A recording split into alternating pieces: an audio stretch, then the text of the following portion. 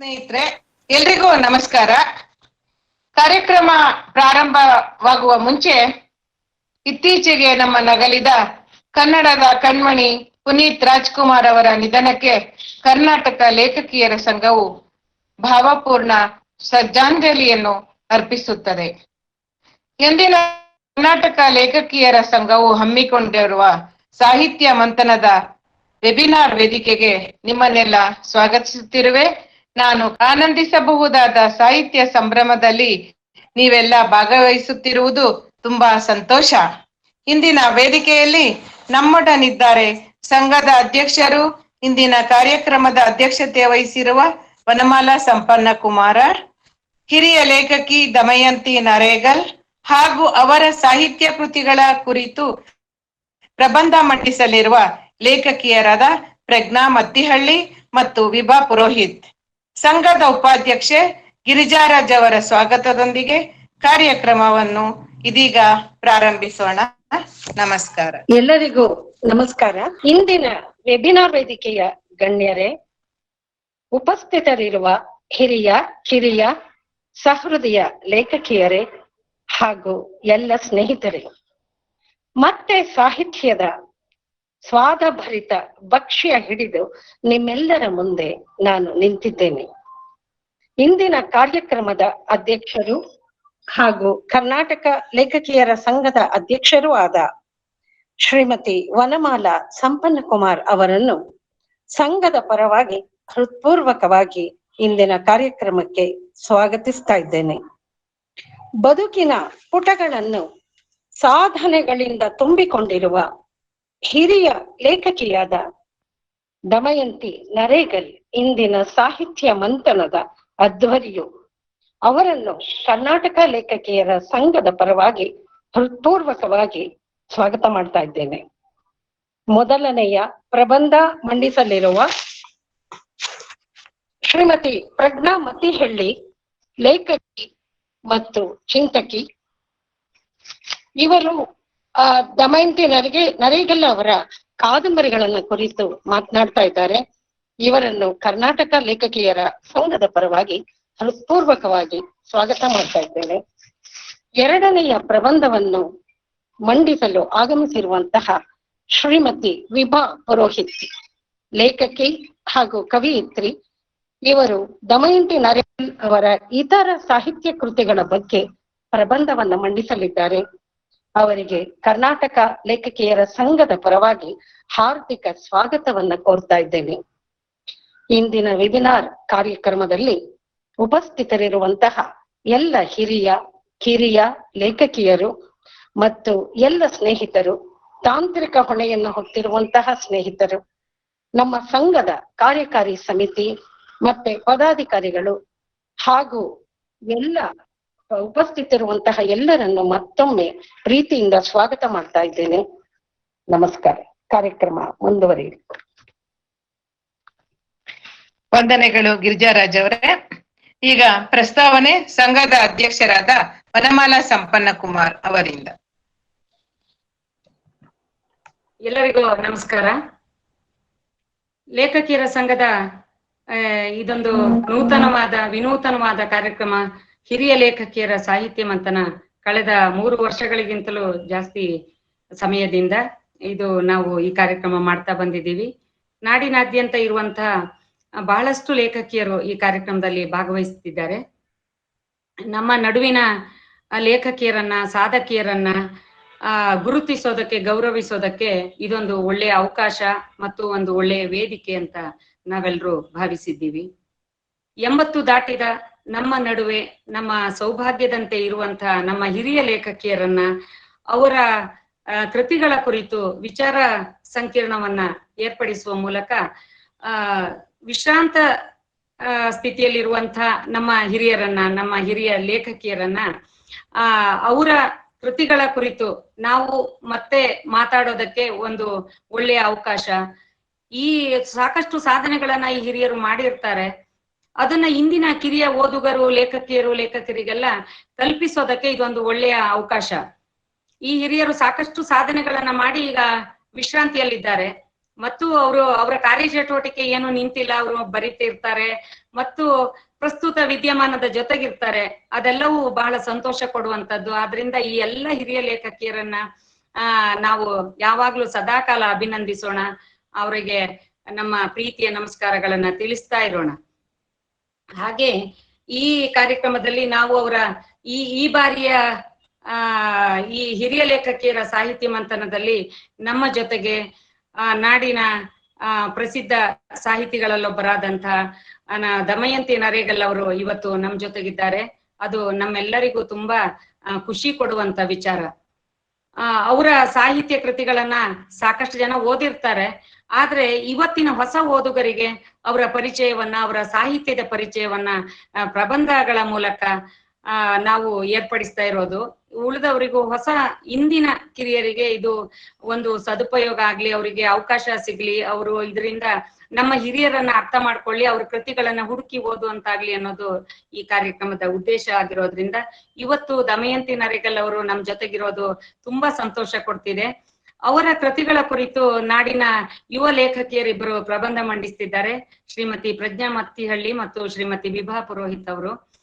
ಅವರು ಬಹಳ ಆಸಕ್ತಿಯಿಂದ, ಪ್ರೀತಿಯಿಂದ ಈ ಪ್ರಬಂಧಗಳನ್ನ ತಯಾರಿಸಿ ಮತ್ತು ಒಂದು ಖುಷಿಯಲ್ಲಿ ಈ ಪ್ರಬಂಧವನ್ನ ಮಂಡಿಸ್ತಿದ್ದಾರೆ. ಅವರಿಗೂ ಕೂಡ ಹೃತ್ಪೂರ್ವಕ ಕೃತಜ್ಞತೆಗಳನ್ನ, ವಂದನೆಗಳನ್ನ ನಾನು ಈ ಸಂದರ್ಭದಲ್ಲಿ ಸಲ್ಲಿಸ್ತಿದ್ದೇನೆ. ಹಾಗೆ ಈ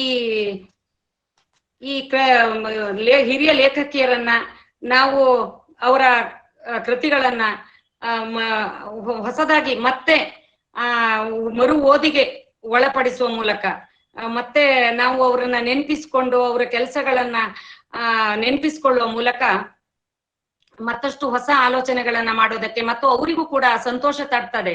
ಯಾಕಂದ್ರೆ ಸಾಕಷ್ಟು ಕೆಲಸಗಳನ್ನ ಮಾಡಿ ಅವರು ವಿಶ್ರಾಂತಿಯಲ್ಲಿರ್ತಾರೆ. ಆದ್ರೆ ನಮ್ಮ ಕೃತಿಗಳನ್ನ ನಾಡು ಗಮನಿಸಿದೆ, ಮೆಚ್ಚಿಕೊಂಡಿದೆ ಮತ್ತು ನಮ್ಮನ್ನ ನೆನ್ಪಿಟ್ಟಿದೆ ಅನ್ನೋದು ಅವರಿಗೆ ತುಂಬಾ ಸಂತೋಷ ಕೊಡುವಂತದ್ದು.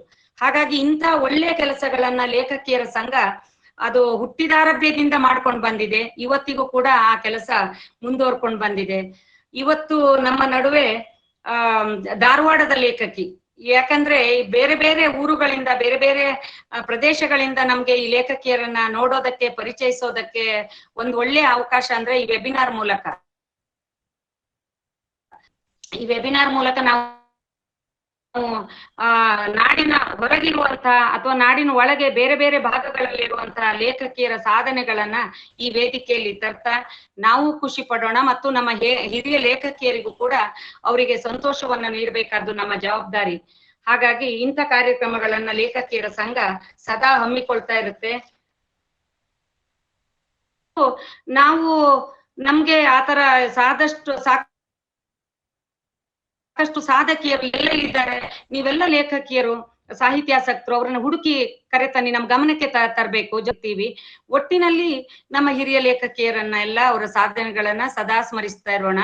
ಅವರ ಸಾಧನೆಗಳ ಬಗ್ಗೆ ನಾವು ತಿಳಿದುಕೊಳ್ತಾ ಹೋಗೋಣ ಅಂತ ಹೇಳ್ತಾ ಈ ಕಾರ್ಯಕ್ರಮದಲ್ಲಿ ಭಾಗವಹಿಸ್ತಾ ಇರುವ ಎಲ್ಲ ಸಾಹಿತ್ಯಾಸಕ್ತರಿಗೆ, ಲೇಖಕರಿಗೆ ಎಲ್ಲರಿಗೂ ಕೂಡ ನಾನು ಮತ್ತೊಮ್ಮೆ ನಮಸ್ಕರಿಸ್ತಾ ನನ್ನ 2 ಮಾತು ಮುಗಿಸ್ತೇನೆ. ನಮಸ್ಕಾರ. ವಂದನೆಗಳು ಮೇಡಮ್. ಹಿರಿಯ ಲೇಖಕಿ ದಮಯಂತಿ ನರೇಗಲ್ ಅವರ ಪರಿಚಯವನ್ನು ಮಾಡಿಕೊಡಲಿದ್ದಾರೆ ಸಂಘದ ಖಜಾಂಚಿ ರೇಣುಕಾ ದೇಸಾಯಿ ಅವರು. ಎಲ್ಲರಿಗೂ ನಮಸ್ಕಾರ. ಕಾರ್ಯಕ್ರಮದಲ್ಲಿ ಭಾಗಿಯಾಗಿರುವ ಎಲ್ಲ ಗಣ್ಯರಿಗೆ ಹಾಗೂ ವೆಬಿನಾರ್ ನಲ್ಲಿರುವ ಎಲ್ಲ ಲೇಖಕಿಯರಿಗೆ, ಸಾಹಿತ್ಯ ಆಸಕ್ತರಿಗೆ ವಂದಿಸುತ್ತಾ, ಕನ್ನಡಿಗರ ಹೆಮ್ಮೆಯ ಹಬ್ಬ ಕನ್ನಡ ರಾಜ್ಯೋತ್ಸವದ ಮಾಸಾಚರಣೆಯ ಈ ದಿನಗಳಲ್ಲಿ ಎಲ್ಲರಿಗೂ ರಾಜ್ಯೋತ್ಸವದ ಶುಭಾಶಯ ಕೋರುತ್ತಾ, ಕರ್ನಾಟಕ ಸಂಘ ಏರ್ಪಡಿಸುವ ಈ ಹಿರಿಯ ಲೇಖಕಿಯರ ಸಾಹಿತ್ಯ ಮಂಥನ ಒಂದು ವಿಶೇಷ ಕಾರ್ಯಕ್ರಮ. ಕಿರಿಯ ಲೇಖಕಿಯರ ಸಮ್ಮಿಲನ. ಹಿರಿಯರು ಸಾಹಿತ್ಯ ಲೋಕಕ್ಕೆ ಕೊಟ್ಟ ಅವರ ಅಗಾಧವಾದ ಕೊಡುಗೆಯನ್ನು ಅವರ ಸಮ್ಮುಖದಲ್ಲಿ ಕಿರಿಯರು ಸ್ಮರಿಸುತ್ತಾ ಅವರ ಆಶೀರ್ವಾದ ಪಡೆಯುವ ಸುದಿನ. ಇದೇ ಹಬ್ಬದ ದಿನ ಮತ್ತು ರಾಜ್ಯೋತ್ಸವದ ದಿನ. ನಮ್ಮೊಂದಿಗೆ ಇರುವ ಹಿರಿಯ ಲೇಖಕಿ ಶ್ರೀಮತಿ ದಮಯಂತಿ ನರೇಗಲ್. ಇವರನ್ನು ತಮ್ಮೆಲ್ಲರಿಗೆ ಪರಿಚಯಿಸಲು ನನಗೆ ಸಂತೋಷವಾಗುತ್ತಿದೆ. ಶ್ರೀಮತಿ ದಮಯಂತಿ ನರೇಗಲ್ 1937 ನವೆಂಬರ್ 19ರಂದು ಬಾಗಲಕೋಟೆಯಲ್ಲಿ ಜನಿಸಿದರು. ತಂದೆ ಶ್ರೀ ಗುರ್ದ್ರಾವ್ ಬಾಡ್ಗಂಡಿ, ತಾಯಿ ಶ್ರೀಮತಿ ಕೃಷ್ಣಾಬಾಯಿ ಬಾಡ್ಗಂಡಿ. 1962 ಮೇಯಲ್ಲಿ ಶ್ರೀ ರನ್ನ ನರೇಗಲ್ ಅವರೊಂದಿಗೆ ಇವರ ವಿವಾಹವಾಗುತ್ತದೆ. ಶ್ರೀಮತಿಯವರಿಗೆ ಇಬ್ಬರು ಹೆಣ್ಣು ಮಕ್ಕಳು, ವೀಣಾ ಮತ್ತು ಮಧು. ಶ್ರೀಮತಿ ದಮಯಂತಿ ನರೇಗಲ್ ಅವರ ಪ್ರಾಥಮಿಕ ಶಿಕ್ಷಣ ಹುಬ್ಬಳ್ಳಿಯ ಗರ್ಲ್ಸ್ ಇಂಗ್ಲಿಷ್ ಶಾಲೆಯಲ್ಲಿ,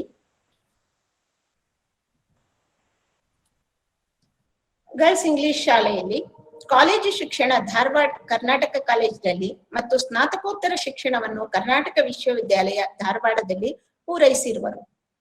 ಮುಂಬಯಿಯ ಕಾಲೇಜುಗಳಲ್ಲಿ ಪ್ರಾಧ್ಯಾಪಕ ವೃತ್ತಿ ನಿರ್ವಹಿಸಿ ನಿವೃತ್ತಿಯ ನಂತರ 1999ರಿಂದ ಪೂರ್ತಿ ಪ್ರಮಾಣದ ಬರವಣಿಗೆಯಲ್ಲಿ ತೊಡಗಿಕೊಂಡಿರುವರು. ಸದ್ಯ ಧಾರವಾಡದ ಸಾಧಕನಕೇರಿಯಲ್ಲಿ ವಾಸವಾಗಿದ್ದಾರೆ. ಇವರ ಬರವಣಿಗೆಯ ಪ್ರಕಾರಗಳು ಕಥೆ, ನಾಟಕ, ಕಾದಂಬರಿ, ಜೀವನ ಚರಿತ್ರೆ ಮತ್ತು ಅನುವಾದ. ಇವರ ಈ ಸಾಹಿತ್ಯ ಸೇವೆಗೆ ಸಂದ ಪ್ರಶಸ್ತಿ ಪುರಸ್ಕಾರಗಳು ಅನೇಕ. ಅವುಗಳಲ್ಲಿ ಕೆಲವುಗಳನ್ನು ಮಾತ್ರ ನಾನು ಇಲ್ಲಿ ಹೇಳುತ್ತಿದ್ದೇನೆ. ಇವರ ಯಯಾತಿ ಪ್ರಸಂಗ ಕಾದಂಬರಿಗೆ 2002ರಲ್ಲಿ ಮಾಸ್ತಿ ಪ್ರಶಸ್ತಿ ಸಮಿತಿ ದಶಮಾನೋತ್ಸವ ಸ್ಪರ್ಧೆಯಲ್ಲಿ ಪ್ರಶಸ್ತಿ ಪಡೆದಿದೆ. 2005ರಲ್ಲಿ ಇವರ ತ್ರಿವೇಣಿ ಕಾದಂಬರಿಗೆ ಕನ್ನಡ ಸಾಹಿತ್ಯ ಪರಿಷತ್ತಿನ ಪ್ರಶಸ್ತಿ ಲಭಿಸಿದೆ. 2009ರಲ್ಲಿ ಇವರ ಕಾದಂಬರಿ ತೇರನೆಳೆಯ ಬಾರತಂಗಿಗೆ ಮತ್ತೊಮ್ಮೆ ಮಾಸ್ತಿ ಪ್ರಶಸ್ತಿ ಸಮಿತಿಯ ದಶಮಾನೋತ್ಸವ ಸ್ಪರ್ಧೆಯಲ್ಲಿ ಪ್ರಶಸ್ತಿ ಲಭಿಸಿದೆ.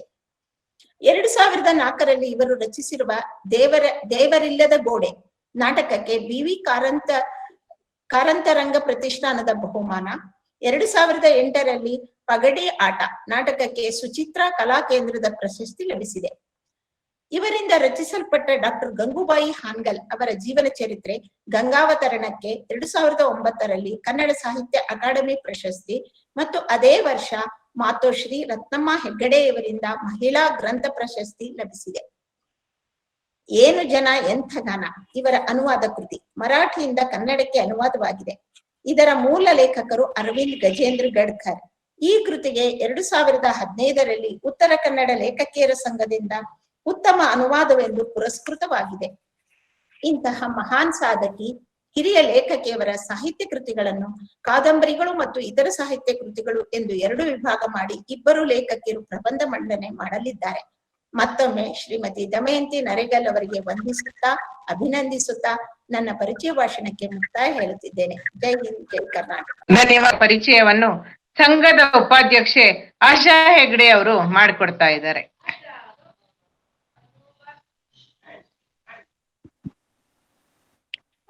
ಎಲ್ಲರಿಗೂ ನಮಸ್ಕಾರ. ಪ್ರಜ್ಞಾ ಮತ್ತಿಹಳ್ಳಿಯವರು ಉತ್ತರ ಕನ್ನಡ ಜಿಲ್ಲೆಯ ಶಿರಸಿಯಲ್ಲಿ ಜನಿಸಿದರು. MCom, MPhil, MBA, PhD ಅವರ ವಿದ್ಯಾರ್ಹತೆ. 1996ರಲ್ಲಿ ಕರ್ನಾಟಕ ಲೋಕಸೇವಾ ಆಯೋಗದಿಂದ ವಾಣಿಜ್ಯ ಶಾಸ್ತ್ರ ಉಪನ್ಯಾಸಕಿಯಾಗಿ ಆಯ್ಕೆಯಾಗಿ ಅಳ್ಳಾವರ, ಹುಬ್ಬಳ್ಳಿ, ನರಗುಂದ, ಧಾರವಾಡಗಳ ಸರ್ಕಾರಿ ಪ್ರಥಮ ದರ್ಜೆ ಕಾಲೇಜುಗಳಲ್ಲಿ ಸೇವೆ ಸಲ್ಲಿಸಿದ್ದಾರೆ. ಪ್ರಸ್ತುತ ಧಾರವಾಡದ ಸರ್ಕಾರಿ ಪ್ರಥಮ ದರ್ಜೆ ಕಾಲೇಜಿನಲ್ಲಿ ಆಗಿದ್ದಾರೆ. ಸಾಹಿತ್ಯ ಇವರ ಆಸಕ್ತಿಯ ಕ್ಷೇತ್ರವಾಗಿದ್ದು ಕತೆ, ಕವಿತೆ, ಪ್ರಬಂಧ, ಲೇಖನಗಳು ನಾಡಿನ ವಿವಿಧ ಪತ್ರಿಕೆಗಳಲ್ಲಿ ಪ್ರಕಟಗೊಂಡಿವೆ. ಇವರ ಪ್ರಕಟಿತ ಕೃತಿಗಳು ಹುಡುಗಿ ನಕ್ಕಾಗ, ದೊನ್ನೆ ದೀಪ ಸಾಲು, ಕಾಲನ ಕಾಲಂದುಗೆ ಇವು ಕವನ ಸಂಕಲನಗಳು, ಗಂಧಗಾಳಿ ಅಂಕಣ ಬರಹ, ಮಿನುಗೆಲೆ ನಕ್ಷತ್ರ ಹಾಸ್ಯ ಪ್ರಬಂಧ, ಬಣ್ಣ ಒರೆಸುವ ಎಣ್ಣೆಗನ್ನಡಿ ಪ್ರಬಂಧಗಳು, ದೇವರ ಸ್ವಂತ ನಾಡಿನಲ್ಲಿ ಪ್ರವಾಸ ಕಥನ, ವಿಚಾರಣಾಧೀನ ಮಹಿಳಾ ಕೈದಿಗಳ ಅಧ್ಯಯನ, ಅನುರಾಧ ಧಾರೇಶ್ವರ ವ್ಯಕ್ತಿಚಿತ್ರ, ಬಿಟ್ಟ ಸ್ಥಳ ಕಥೆಗಳು. ಜೊತೆಗೆ ಸಂಪಾದಿತ ಕೃತಿಗಳು ರವಿಮುಖಿ, ಅಭಿನಂದನಾ ಗ್ರಂಥ, ದೇಸಿ ಸಂಪದ, ಶಾಲಿನಿ. ಸಾಹಿತ್ಯಕ ಚಟುವಟಿಕೆಗಳೊಂದಿಗೆ ಯಕ್ಷಗಾನ, ರಂಗಭೂಮಿ ಕ್ಷೇತ್ರಗಳಲ್ಲೂ ತೊಡಗಿಸಿಕೊಂಡಿದ್ದಾರೆ. ಪ್ರಜಾವಾಣಿ ದೀಪಾವಳಿ ಕವನ ಸ್ಪರ್ಧೆ ಹಾಗೂ ಕಥಾ ಸ್ಪರ್ಧೆಯಲ್ಲಿ ಮೆಚ್ಚುಗೆ ಬಹುಮಾನಗಳು ದೊರಕಿವೆ. ಮೈಸೂರು ದಸರಾ ಕವಿಗೋಷ್ಠಿ ಹಾಗೂ ರವೀಂದ್ರನಾಥ ಠಾಗೂರ ಜಯಂತ್ಯುತ್ಸವವಾದ ಕವಿಗೋಷ್ಠಿಗಳಲ್ಲಿ ಭಾಗವಹಿಸುವುದರೊಂದಿಗೆ ಕರ್ನಾಟಕ ಸಾಹಿತ್ಯ ಅಕಾಡೆಮಿಯ ಅನುದಾನ ಯೋಜನೆಯಲ್ಲಿ ಕೇರಳದ ಪ್ರವಾಸ ಕಥನವನ್ನು ಕೂಡ ರಚಿಸಿದ್ದಾರೆ. ವಿಭಾ ಸಾಹಿತ್ಯ ಪ್ರಶಸ್ತಿ, ಮಾತೋಶ್ರೀ ರತ್ನಮ್ಮ ಹೆಗಡೆ ಪ್ರಶಸ್ತಿ, ಕರ್ನಾಟಕ ಸಾಹಿತ್ಯ ಅಕಾಡೆಮಿಯ ವಾರ್ಷಿಕ ಪ್ರಶಸ್ತಿಗಳು ಮುಡಿಗೇರಿವೆ. ಪ್ರಜ್ಞಾ ಮತ್ತಿಹಳ್ಳಿಯವರ ಪ್ರತಿಭೆಗೆ ಮತ್ತಷ್ಟು ಪುರಸ್ಕಾರಗಳು ಸಲ್ಲಲಿ ಎಂದು ಆಶಿಸುತ್ತಾ ಮಾತನಾಡುತ್ತೇನೆ. ನಮಸ್ಕಾರ. ನಮಸ್ಕಾರ. ಶ್ರೀಮತಿ ದಮಯಂತಿ ನರೇಗಲ್ ಅವರನ್ನ ನಾನು ತುಂಬಾ ವರ್ಷಗಳಿಂದ ನೋಡ್ತಾ ಇದ್ದೇನೆ. ಮತ್ತೆ ಬಹಳ ವರ್ಷಗಳ ಹಿಂದೆ ಅವರ ತೇರ್ನಳೆಯ ಬಾರೆ ತಂಗಿ ಅನ್ನುವ ಒಂದು ಕಾದಂಬರಿಯ ಬಗ್ಗೆ ಮಾತನಾಡುವಂತಹ ಅವಕಾಶ ಕೂಡ ನನಗೆ ಸಿಕ್ಕಿತ್ತು. ಆಗ ನಾನು ಆ ಕೃತಿಯನ್ನ ಓದಿದ್ದೆ ಕೂಡ. ಈಗ ಅವರ ಸಮಗ್ರ ಕಾದಂಬರಿಗಳನ್ನ ಓದುವ, ಅದರ ಕುರಿತಾಗಿ ಮಾತನಾಡುವ ಒಂದು ಅವಕಾಶವನ್ನ ನನಗೆ ಕರ್ನಾಟಕ ಲೇಖಕಿಯರ ಸಂಘ ಕೊಟ್ಟಿದ್ದಕ್ಕಾಗಿ ಬಹಳ ಸಂತೋಷ ಆಗಿದೆ. ಯಾಕೆ ಅಂದ್ರೆ ಇತ್ತೀಚಿನ ವರ್ಷಗಳಲ್ಲಿ ಅವರ ಕೃತಿಗಳ ಕುರಿತು ಸಮೀಕ್ಷೆಯಾಗಲಿ ಚರ್ಚೆಯಾಗಲಿ ನಡೆದಿದ್ದನ್ನ ನಾನು ನೋಡಿಲ್ಲ. ಮತ್ತೆ ಒಬ್ಬ ಬಹಳ ಅತ್ಯಂತ ಪ್ರಮುಖವಾದ ಲೇಖಕಿಯನ್ನ ನಾವೆಲ್ಲ ಮರೆವಿನ ಮಹಾಸಾಗರದಲ್ಲಿ ಮುಚ್ಚಿಬಿಟ್ಟಿದ್ವೇನೋ ಅನ್ನುವ ಭಾವನೆ ಈ ಅವಕಾಶ ಬಂದ ನಂತರ ನನಗೆ ಅನ್ನಿಸ್ಲಿಕ್ಕೆ ಶುರುವಾಯಿತು ಕೂಡ. ಹಾಗಾಗಿ ಮೊಟ್ಟ ಮೊದಲು ನನಗೆ ಈ ವಿಚಾರವನ್ನು ಇಟ್ಟುಕೊಂಡು ದಮಯಂತಿ ನರೇಗಲ್ ಅವರ ಕೃತಿಗಳ ಕುರಿತು ಒಂದು ಸಮೀಕ್ಷೆಯ ವಿಚಾರ ಸಂಕಿರಣದ ಅವಕಾಶವನ್ನ ನೀವು ಕೊಟ್ಟಿದ್ದೀರಿ ಅಂತ ಅನ್ನುವ ಕಾರಣಕ್ಕಾಗಿ ನಾನು ಹೃತ್ಪೂರ್ವಕವಾದ ಧನ್ಯವಾದಗಳನ್ನು ಮತ್ತು ಈ ಅವಕಾಶಕ್ಕಾಗಿ ನನ್ನನ್ನು ನೆನಪು ಮಾಡಿಕೊಂಡ್ರಿ ಅನ್ನೋ ಕಾರಣಕ್ಕಾಗಿ ಕೂಡ ವೈಯಕ್ತಿಕವಾದ ಅಭಿನಂದನೆಗಳನ್ನ ತಿಳಿಸ್ತಾ ನನ್ನ ಮಾತನ್ನ ಶುರು ಮಾಡ್ತೇನೆ. ನನಗನ್ಸುತ್ತೆ ಅವರ ಕಾದಂಬರಿಗಳನ್ನ ಓದ್ತಾ ಮೊನ್ನೆವರೆಗೂ ನನಗೆ ನಿಮ್ಮ ತಯಾರಿ ಆಯ್ತಾ, ನೀವು ಪ್ರಬಂಧ ಸಿದ್ಧ ಮಾಡಿಕೊಂಡ್ರಾ ಅಂತೆಲ್ಲ ಪ್ರಶ್ನಿಸಿದಾಗ ಹ್ಞೂ ಅನ್ಲಿಕ್ಕೆ ಬಹಳ ಹಿಂದೆ ಮುಂದೆ ಮಾಡ್ತಾ ಇದ್ದೆ ನಾನು. ಕಾರಣ ಇಷ್ಟೇ, ಒಂದೊಂದು ಕಾದಂಬರಿಗಳ ಬಗ್ಗೆ ಒಂದೊಂದು ದಿನ ಮಾತಾಡಬಹುದಾದಷ್ಟು ಸಂಗತಿಗಳಿದೆ ಹೇಳಿಕೊಳ್ಳಿಕ್ಕೆ, ಹಂಚಿಕೊಳ್ಳಲಿಕ್ಕೆ. ಹಾಗಿರುವಾಗ ಎಲ್ಲವನ್ನ ಸೇರಿಸಿಕೊಂಡು ಒಂದು ಭಾಷಣದ ರೂಪದಲ್ಲಿ ನಾನು ಪ್ರಸ್ತುತಪಡಿಸುವುದು ಎಷ್ಟರ ಮಟ್ಟಿಗೆ ಅದಕ್ಕೆ ನ್ಯಾಯ ಕೊಡ್ತೇನೆ ಅನ್ನುವ ಅನುಮಾನವೂ ನನಗಿದೆ. ಹಾಗಾಗಿ ಅವರ ಮೊದಲನೇ ಕಾದಂಬರಿಯನ್ನೇ ಉದಾಹರಣೆಗೆ ನಾವು ತಗೊಳ್ಳೋದಾದ್ರೆ, ನಾನು ಇದೊಂದು ವೆಬಿನಾರ್ ಆಗಿರೋದ್ರಿಂದ ಮುಖಾಮುಖಿಯ ಅವಕಾಶ ಇಲ್ಲಿ ಕೇವಲ ಒಂದು ವಿದ್ಯುನ್ಮಾನದ ಸಹಾಯದಿಂದ ಮಾಡ್ಕೊಳ್ತಾ ಇದ್ದೇವೆ. ನಿಮಗೆ ಕಾದಂಬರಿಯನ್ನ ತೋರಿಸ್ತಾ ಇದ್ದೇನೆ. ಇದು ಕಲ್ಲ ಕಣಿಯಾಗು ಕರಕಿ ಬೇರಾಗು ಎನ್ನುವಂತಹ ಕಾದಂಬರಿ. ದಮಯಂತಿ ನರೇಗಲ್ ಅವರ ಎಲ್ಲ ಕಾದಂಬರಿಗಳ ಬಗ್ಗೆ ಒಟ್ಟಾರೆಯಾಗಿ ಒಂದು ಮಾತು ಹೇಳ್ಕೊಂಡಿದ್ರ ಬಗ್ಗೆ ಹೇಳ್ತೇನೆ. ಯಾವುದೂ ಕೂಡ ಮಾಮೂಲಿ ಕಥೆ ಇಲ್ಲವೇ ಇಲ್ಲ, ಅಥವಾ ಈ ಥರದ್ದೊಂದನ್ನ ನಾನು ಎಲ್ಲೋ ಓದಿದ್ದೆ, ಹಾ ಇದು ಆ ಥರ ಇದೆ ಅಂತ ಹೋಲಿಕೆಯನ್ನೇ ಮಾಡೋಕ್ಕಾಗಲ್ಲ. ಎಲ್ಲವೂ ವಿಶಿಷ್ಟವಾಗಿದೆ, ಅನನ್ಯವಾಗಿದೆ. ಮತ್ತು ಬೇರೆಯವರ ಯಾವುದೇ ಒಬ್ಬ ಲೇಖಕಿಯ ಕೃತಿಗಳಿಗೆ ಹೋಲಿಕೆ ಅನ್ನೋದನ್ನೇ ಕೊಡಕ್ ಸಾಧ್ಯ ಇಲ್ಲ. ಅಷ್ಟರ ಮಟ್ಟಿಗೆ ಎಲ್ಲವೂ ವಿಭಿನ್ನವಾಗಿದೆ. ಮತ್ತೆ ಪ್ರತಿಯೊಬ್ಬರೂ ಕೂಡ ಅವರ ಎಲ್ಲಾ ಕೃತಿಗಳನ್ನು ಓದಲೇಬೇಕು ಅನ್ನುವಷ್ಟರ ಮಟ್ಟಿಗೆ ಅವು ತಮ್ಮ ತಾಜಾತನದಿಂದ ಮತ್ತು ವೈಶಿಷ್ಟ್ಯತೆಯಿಂದ ನಮಗೆ ಆಹ್ವಾನವನ್ನ ಕೊಡ್ತಾ ಇರ್ತವೆ. ಅವರ ಮೊದಲ ಕಾದಂಬರಿಯನ್ನ ನೋಡಿದ್ರೆ ಅದು ಮೊದಲನೆಯ ಕಾದಂಬರಿ ಇರಬಹುದಾ ಅಂತ ಅನ್ಸೋದೇ ಇಲ್ಲ. ಯಾಕೆಂದ್ರೆ ತುಂಬಾ ವಿಶಿಷ್ಟವಾದ ಒಂದು ಕಥಾ ಹಂದರವನ್ನ ಅದು ಒಳಗೊಂಡಿದೆ.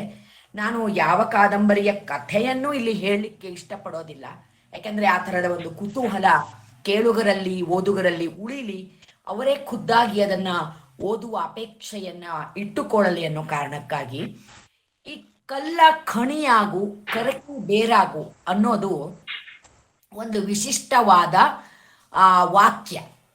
ಇದನ್ನ ಈ ಉತ್ತರ ಕರ್ನಾಟಕ ಭಾಗದಲ್ಲಿ ಸ್ನಾನ ಮಾಡಿಸ್ತಾ, ತಲೆಗೆ ನೀರು ಹಾಕ್ತಾ, ಬೆನ್ನು ತಿಕ್ತಾ ಏನು ತಾಯಂದಿರು ಮಕ್ಕಳನ್ನ ಮೀಸ್ತಿದ್ರ, ಆ ಸಂದರ್ಭದಲ್ಲಿ ಅವರಿಗೆ ಒಂದು ಹರಕೆಯ ರೂಪದಲ್ಲಿ ಕಲ್ಲ ಖಣಿಯಾಗು ಕರಕಿ ಬೇರಾಗು, ಮತ್ತೆ ಊರ ಮುಂದಲ ಅಗಸೆಯ ಬಾಗಲಿಗೆ ಕಲ್ಲಾಗು ಅನ್ನೋ ಥರದಲ್ಲಿ ಅವರನ್ನ ಗಟ್ಟಿಯಾಗು, ಅಷ್ಟು ಒಂದು ಶಕ್ತಿಶಾಲಿಯಾಗು ಮತ್ತೆ ಪ್ರಯೋಜನಕಾರಿಯಾಗು ಅನ್ನುವ ಆಶಯಗಳನ್ನೆಲ್ಲ ಇಟ್ಟುಕೊಂಡಂತಹ ಹರಕೆಯ ಸಾಲು, ಅದನ್ನ ಅವರು ನೆನಪಿಸಿಕೊಂಡು ಆ ಕೃತಿಗೆ ಇಡ್ತಾರೆ. ಯಾಕೆ ಅಂತಂದ್ರೆ ಆ ಕೃತಿಯಲ್ಲಿ ಅವರು ಧಾರವಾಡ ಭಾಗದಲ್ಲಿ ಹುಟ್ಟಿದ ಒಂದು ವ್ಯಕ್ತಿ ಅಥವಾ ಕಥಾನಾಯಕಿ ತನ್ನ ಜೀವನದ ಮುಂದುವರಿದ ಭಾಗದಲ್ಲಿ ಮುಂಬೈಯಲ್ಲಿ ಆಕೆ ಒಂದು ಪ್ರಾಧ್ಯಾಪಕ ಅಥವಾ ಶಿಕ್ಷಕಿಯ ವೃತ್ತಿಯನ್ನ ಕೈಗೊಳ್ಳೋದು, ಮತ್ತೆ ಅಲ್ಲಿ ತನ್ನ ಬದುಕನ್ನ ಕಟ್ಟಿಕೊಳ್ಳೋದು, ಈ ಥರದ ಒಂದು ಕಥಾ ಹಂದರವನ್ನ ಇಟ್ಕೊಂಡಿದ್ದಾರೆ. ಅದೇ ರೀತಿ ಅವರ ಎರಡನೇ ಕೃತಿ, ಅವರ ಎರಡನೇ ಕಾದಂಬರಿ ಅಂತ ನಾವು ಗುರುತಿಸುವಂಥದ್ದು ಅದು ಯಯಾತಿ ಪ್ರಸಂಗ ಅನ್ನೋದರ ಬಗ್ಗೆ ಈಗ ಪರಿಚಯದಲ್ಲಿ ಈಗಾಗಲೇ ತಿಳಿಸಿದಾರಲ್ಲ, ಇದು ಮಾಸ್ತಿ ಪುರಸ್ಕಾರವನ್ನ ಪಡೆದುಕೊಂಡಿತು ಅಂತ. ಅದು ಇಷ್ಟು ವಿಶಿಷ್ಟವಾಗಿದೆ ಅಂತಂದ್ರೆ ಆ ರೀತಿಯ ಒಂದು ಕಾದಂಬರಿ ಪ್ರಕಾರವನ್ನೇ ನಾವು ನೋಡೋದು ಕಡಿಮೆ. ಯಾಕೆಂದ್ರೆ ಒಂದಾದ ಮೇಲೊಂದು ಪಾತ್ರಗಳು ಅಲ್ಲಿ ತಮ್ಮ ದೃಷ್ಟಿಕೋನದಿಂದ ಕಥೆಯನ್ನ ಹೇಳ್ತಾ ಹೋಗೋದು, ಮತ್ತೆ ಅದನ್ನೇ ಆ ಒಂದು ಘಟನೆಗಳನ್ನ ಇನ್ನೊಂದು ಪಾತ್ರ ತನ್ನ ದೃಷ್ಟಿಯಿಂದ ಅದಕ್ಕೆ ಇಂಟರ್ಪ್ರಿಟೇಷನ್ ಕೊಡ್ತಾ ಹೋಗೋದು. ಹೀಗೆ ಆ ಪಾತ್ರಗಳು ಹೇಳುವಿಕೆಯ ಮೂಲಕವೇ ಇಡೀ ಕಾದಂಬರಿ ಓದುಗನಿಗೆ ದಕ್ಕುವಂಥದ್ದು. ಓದುಗ ಹೀಗೆ ಒಂದು ಪಾತ್ರದ ಮೂಲಕ ಕಾದಂಬರಿಯ ಒಟ್ಟು ಕಥೆಯನ್ನ, ಅದರ ಆಶಯವನ್ನ ತಿಳ್ಕೊಳ್ಳುವಾಗ ತುಂಬಾ ಸೂಕ್ಷ್ಮವಾಗಿ ಬಹಳ ಒಳಕುಸುರಿ ಕೆಲಸವನ್ನ ಮಾಡ್ತಾರೆ ಅಂತಾರಲ್ಲ, ಆ ರೀತಿಯಲ್ಲಿ ಕಥೆಯ ಅನೇಕ ಆಂತರ್ಯದ ಹೊಳಹುಗಳು ನಮಗೆ ಸಿಗ್ತವೆ. ಎದುರು ನೋಟಕ್ಕೆ ಒಂದು ಬೀಸಿನ ಓದಿಗೆ ಸಿಗುವ ಕಥೆಯೇ ಬೇರೆ, ಅದರ ಆಳದಲ್ಲಿ ಕುಸುರಿ ಕೆಲಸದಂತೆ ಮೂಡುವ ಒಂದು ಮನೋಜ್ಞವಾದ ಭಾವಲೋಕದ ಪ್ರಪಂಚವೇ ಬೇರೆ. ಆ ರೀತಿಯ ವೈಶಿಷ್ಟ್ಯವನ್ನ ಆ ಕಾದಂಬರಿ ಒಳಗೊಂಡಿರುವಂಥದ್ದು. ಹಾಗೆ ಅವರು ಮೂರನೆಯ ಕಾದಂಬರಿ ಅಂತ ಅದರ ಜೊತೆಗೆ ಬರೆಸಿಕೊಂಡಂತಹ ಕಾದಂಬರಿಯ ಕುರಿತು ಹೇಳ್ತಾರೆ. ಅದು ತ್ರಿವೇಣಿ ಎನ್ನುವಂತಹ ಕಾದಂಬರಿ. ಇದಕ್ಕೆ ಕೂಡ ಒಂದು ದತ್ತಿನಿಧಿ ಪುರಸ್ಕಾರ ಸಿಕ್ಕಿರುವ ಕುರಿತು ಪರಿಚಯದಲ್ಲಿ ಈಗ ನೀವು ಕೇಳಿದಿರಿ. ಈ ತ್ರಿವೇಣಿ ಎನ್ನುವ ಕಾದಂಬರಿಯೂ ಸಹ ಮುಂಬಯಿಯ ಒಂದು ಜೀವನ ಲೋಕದಲ್ಲಿ ಮಧ್ಯಮ ಒಂದು ಶ್ರೇಣಿಯ ಅಥವಾ ನಾವು ಮಧ್ಯಮ ವರ್ಗದವರು ಅಂತ ಗುರುತಿಸುವಂತಹ ಜನರು, ಅದರಲ್ಲಿಯೂ ಪ್ರಮುಖವಾಗಿ ಮಹಿಳಾ ಲೋಕ ಹೇಗೆ ಅಲ್ಲಿ ಬದುಕುತ್ತೆ, ಹೇಗೆ ಜೀವನವನ್ನ ಕಟ್ಟಿಕೊಳ್ಳಲಿಕ್ಕೆ ಬೇರೆ ಬೇರೆ ರೀತಿಯ ಒತ್ತಡಗಳಿಗೆ ಒಳಗಾಗುತ್ತೆ ಅನ್ನೋದನ್ನ ಆ ಕಾದಂಬರಿ ನಿರೂಪಿಸ್ತಾ ಹೋಗುತ್ತೆ. ನಾನು ಮೊದಲು ಎಲ್ಲ ಕಾದಂಬರಿಯ ಬಗ್ಗೆ ಸ್ಥೂಲ ಪರಿಚಯ ಕೊಟ್ಟು ಆಳಕ್ಕೆ ಹೋಗ್ಬೇಕು ಅನ್ನೋ ಕಾರಣಕ್ಕಾಗಿ ನಿಮಗೆ ಕಾದಂಬರಿಗಳನ್ನ ಪರಿಚಯ ಮಾಡಿಸ್ತಾ ಇದ್ದೇನೆ. ಹಾಗೆಯೇ ತೇರನೆಳೆಯ ಬಾರೆ ತಂಗಿ ಎನ್ನುವ ಕೃತಿ, ಇದು ಕೂಡ ಮಾಸ್ತಿ ಪುರಸ್ಕಾರಕ್ಕೆ ಪಾತ್ರವಾಗಿರುವಂತಹ ಕೃತಿ. ಇದರಲ್ಲಿಯೂ ಕೂಡ ಒಂದು 5 ತಲೆಮಾರಿನ ಮಹಿಳಾ ಪ್ರಪಂಚ ಬಾಗಲಕೋಟೆಯ ಸಮೀಪದ ಹಳ್ಳಿಯೊಂದರ ಜಾಗೀರ್ದಾರ್ ಮನೆತನದಲ್ಲಿ ಮತ್ತು ಅದರ ಮುಂದುವರಿಕೆಯಾಗಿ ಮುಂಬಯಿಯ ಒಂದು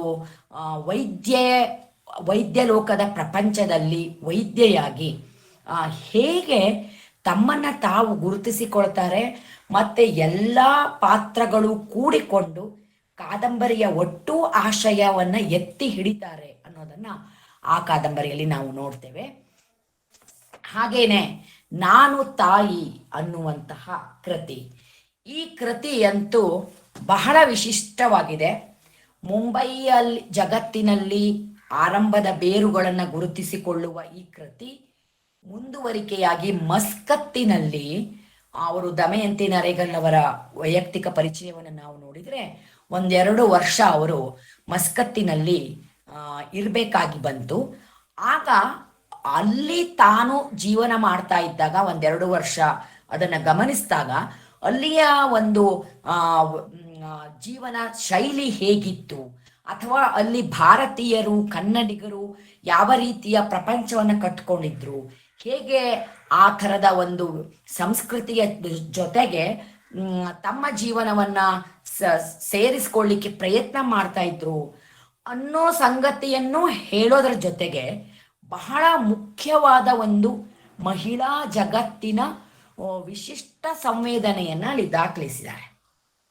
ಆಮೇಲೆ ನಾನು ಕಾದಂಬರಿ ಅಲ್ಲದೆ ಹೋದ್ರೂ ಕೂಡ ಗಂಗಾವತರಣ ಅನ್ನುವ ಕೃತಿಯನ್ನು ಕೂಡ ಇಲ್ಲಿ ಪ್ರಸ್ತಾಪಿಸ್ತಾ ಇದ್ದೇನೆ. ಇದು ಉತ್ತರ ಕರ್ನಾಟಕದ ಗಂಗೂಬಾಯಿ ಹಾನ್ಗಲ್ ಅವರು ಹೇಗೆ ಅವರ ಬಾಲ್ಯ ಜೀವನದಲ್ಲಿ ಸಂಗೀತಕ್ಕೆ ತೆರೆದುಕೊಂಡ್ರು, ಅವರ ತಾಯಿ ಅಂಬಾಬಾಯಿಯವರು ಹೇಗೆ ಮಗಳ ಒಂದು ಸಂಗೀತ ಜೀವನವನ್ನು ಕಟ್ಟಿಕೊಡ್ತಾರೆ, ಮತ್ತೆ ಅವರ ಸಂಗೀತ ಸಾಧನೆಯ ಮೆಟ್ಟಿಲುಗಳು ಹೇಗೆ ಹಂತ ಹಂತವಾಗಿ ಶಿಖರವನ್ನ ಆರೋಹಿಸ್ತವೆ ಅನ್ನುವ ಅವರ ಗಂಗೂಬಾಯಿ ಹಾನ್ಗಲ್ ಅವರ ಜೀವನ ಚರಿತ್ರೆಯ ಮಹತ್ವದ ಪುಟಗಳನ್ನ ಇಲ್ಲಿ ದಾಖಲಿಸಲಾಗಿದೆ. ಇದರ ವೈಶಿಷ್ಟ್ಯತೆ ಏನು ಅಂತಂದ್ರೆ, ಸಾಕ್ಷಾತ್ತಾಗಿ ದಮಯಂತಿ ನರೇಗಲ್ ಅವರು ಗಂಗೂಬಾಯಿ ಹಾನ್ಗಲ್ ಅವರನ್ನ ಪದೇ ಪದೇ ಭೇಟಿಯಾಗಿ ಮಾತಾಡಿಸಿ ಅವರ ನೆನಪಿನ ಪುಟಗಳನ್ನ ತೆರೆಯಿಸಿ ಆ ಸಂಗತಿಗಳನ್ನ ತಾನು ಬರೆದು ದಾಖಲಿಸಿ ಮತ್ತೆ ಅವರಿಗೆ ಅದನ್ನು ಓದಿಯೂ ತೋರಿಸಿ ಅದರ ಬಿಡುಗಡೆಯಷ್ಟೊತ್ತಿಗೆ ಗಂಗೂಬಾಯಿ ಹಾನ್ಗಲ್ ಅವರು ಇರಲಿಲ್ಲ ಅನ್ನೋದನ್ನು ಬಿಟ್ರೆ ಅವರ ಜೀವನವನ್ನ ಅವರೊಂದಿಗೆ ಚರ್ಚಿಸಿ ಮಾತಾಡಿಕೊಂಡು ಬರೆದಂತಹ ಒಂದು ಅಪೂರ್ವವಾದ ಕಲಾಕೃತಿ ಇದು. ಈಗ ಈ ಎಲ್ಲಾ ಕಾದಂಬರಿಗಳ ಬಗ್ಗೆ ನಾನು ಕೊಂಚ ನಿಮಗೆ ಮೆನು ಕಾರ್ಡ್ ತೋರಿಸಿದ ಹಾಗೆ ಹೇಳ್ಕೊಂಡು ಬಂದೆ. ಈಗ ಅವರ ಒಟ್ಟು ಬರವಣಿಗೆಯ ಕ್ಯಾನ್ವಾಸ್ ಹೇಗಿದೆ ಅಂತ ನೋಡಿದಾಗ ಮೊಟ್ಟ ಮೊದಲು ನನಗೆ ಉಲ್ಲೇಖಿಸಬೇಕು ಅನಿಸಿದ ಸಂಗತಿ ಅಂತಂದ್ರೆ, ಮಹಿಳೆಯನ್ನ ಅವರು ಚಿತ್ರಿಸುವ ರೀತಿ ಬಹಳ ವಿಶಿಷ್ಟ. 80 ವರ್ಷದ ಗಡಿ ದಾಟಿದ ಒಬ್ಬ ಹಿರಿಯ ಲೇಖಕಿ ನಮ್ಮ ಜೊತೆಗಿದ್ದಾರೆ.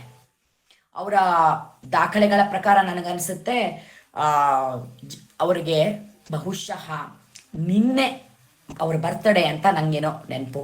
ಹಾಗಾಗಿ ಇಡೀ ಈ ಒಂದು ಕಾರ್ಯಕ್ರಮ ಅದಕ್ಕೆ ನಮ್ಮ ಸಂಘಟನೆಗೂ ಅರಿವಿಲ್ಲದೆ ಅವರಿಗೆ ಜನ್ಮದಿನದ ಕಾಣಿಕೆಯ ರೀತಿಯಲ್ಲಿ ಕಾರ್ಯಕ್ರಮ ಇವತ್ತು ಪ್ರಸ್ತುತ ಆಗ್ತಾ ಇದೆ. ಹಾಗಾಗಿ ಸಂಘಟಕರ ಎಲ್ಲರ ಪರವಾಗಿ ಅಷ್ಟೇ ಅಲ್ಲ, ಬರವಣಿಗೆಯಲ್ಲಿ ಕನ್ನಡದ ಪ್ರೀತಿಯಲ್ಲಿ ಇರುವ ಎಲ್ಲಾ ಕ್ರಿಯಾಶೀಲ ಮನಸ್ಸುಗಳ ಪರವಾಗಿ ಅವರಿಗೆ ಹೃತ್ಪೂರ್ವಕವಾದ ಜನ್ಮದಿನದ ಶುಭಾಶಯಗಳನ್ನ ಹೇಳ್ತಾ, ನನಗೆ ಬಹಳ ಆಶ್ಚರ್ಯ ಆಗೋ ಸಂಗತಿ ಏನು ಅಂದ್ರೆ, ಇಷ್ಟು ವರ್ಷ ವಯಸ್ಸಿನ ಒಬ್ಬ ಹಿರಿಯ ಜೀವಿ ಈಗಿನ ಕಾಲದ ಹುಡುಗಿಯರು ಕೂಡ ಪಟ್ಟಂತ ನಿರ್ಧರಿಸಲಿಕ್ಕೆ ಸ್ವಲ್ಪ ಹೆದರುವ, ಮುಜುಗರ ಪಟ್ಟುಕೊಳ್ಳುವ ರೀತಿಯ ಆಧುನಿಕ ಆಲೋಚನೆಗಳನ್ನ ಎಷ್ಟು ಕರಾರುವಕ್ಕಾಗಿ ಗಟ್ಟಿಯಾಗಿ ಇಟ್ಟುಕೊಂಡು ಆ ಸ್ತ್ರೀ ಪಾತ್ರಗಳನ್ನ ರಚಿಸಿದಾರಲ್ಲ, ಇದು ನಾನು ಆಶ್ಚರ್ಯ ಅನ್ಲಿಕ್ಕೆ ಇಷ್ಟಪಡಲ್ಲ ಈ ಶಬ್ದ. ಯಾಕೆ ಅಂದ್ರೆ ಆಶ್ಚರ್ಯ ಯಾಕಾಗ್ಬೇಕು? ವಿದ್ಯೆ ಇರುವ, ಉದ್ಯೋಗ ಇರುವ, ಸ್ವತಂತ್ರವಾದ ಆಲೋಚನೆ ಇರುವ ಮಹಿಳೆ ಮಾಡಲೇಬೇಕಾಗಿತ್ತಿದು. ಆದ್ರೆ ನಾವು ಓದುಗರು ಒಂಥರ ಸಾಂಪ್ರದಾಯಿಕ ಚೌಕಟ್ಟಿನಲ್ಲಿ ನಮ್ಮ ಮನಸ್ಸುಗಳನ್ನ ಹಾಕಿದಷ್ಟು ಮೇವು ತಿನ್ನುವ ಕುದುರೆ ತರ ಕಟ್ಟಿಟ್ಕೊಂಡು ಈ ಪಾತ್ರಗಳನ್ನ ಓದಿ ಶಾಕಿಗೆ ಒಳಗಾಗುವ ಪರಿಸ್ಥಿತಿ ನಾವು ತಂದ್ಕೊಂಡಿದ್ದು. ಆದ್ರೆ ಬರವಣಿಗೆಯ ದೃಷ್ಟಿಯಿಂದ ನೋಡಿದ್ರೆ ಅದಕ್ಕೆ ನಾನು ಹೇಳಿದ್ದು, ಇಷ್ಟು ಮಹತ್ವಪೂರ್ಣವಾದ ಪಾತ್ರಗಳನ್ನು ಓದುಗ ಒಂದು ಜಗತ್ತು ಇನ್ನೆಷ್ಟು ಪ್ರಶಂಸಿಸಬೇಕಿತ್ತೇನೋ, ಇನ್ನಿಷ್ಟು ಅದನ್ನು ನಾವು ಮುಂಚಿತವಾಗಿಯೇ ಅಥವಾ ಈ ಆಳವಾಗಿ ನಾವು ಆ ಪಾತ್ರಗಳನ್ನು ಚರ್ಚಿಸಿಕೊಂಡು ನಮ್ಮ ಮನಸ್ಸಿನ ಆಳಕ್ಕೆ ಇಳಿಸ್ಕೊಂಡು ಅದನ್ನು ಇನ್ನಿಷ್ಟು ನಾವು ಗಮನಿಸಬೇಕಿತ್ತು ಅಂತ ಹೇಳ್ತಿರೋದು. ಯಾಕೆಂದ್ರೆ ಯಾವುದೇ ಕೃತಿಯನ್ನ ತಗೊಂಡ್ರು ಕೂಡ, ನಾನೇ ಅವ್ರದ್ದು ಮೊದಲ ಕಾದಂಬರಿ ಏನು ಉಕ್ಕಲ್ಲ ಖಣಿಯಾಗೋ ಬಗ್ಗೆ ಉಲ್ಲೇಖಿಸಿದ್ನಲ್ಲ, ಅದರಲ್ಲಿನೇ ಆ ಒಬ್ಬ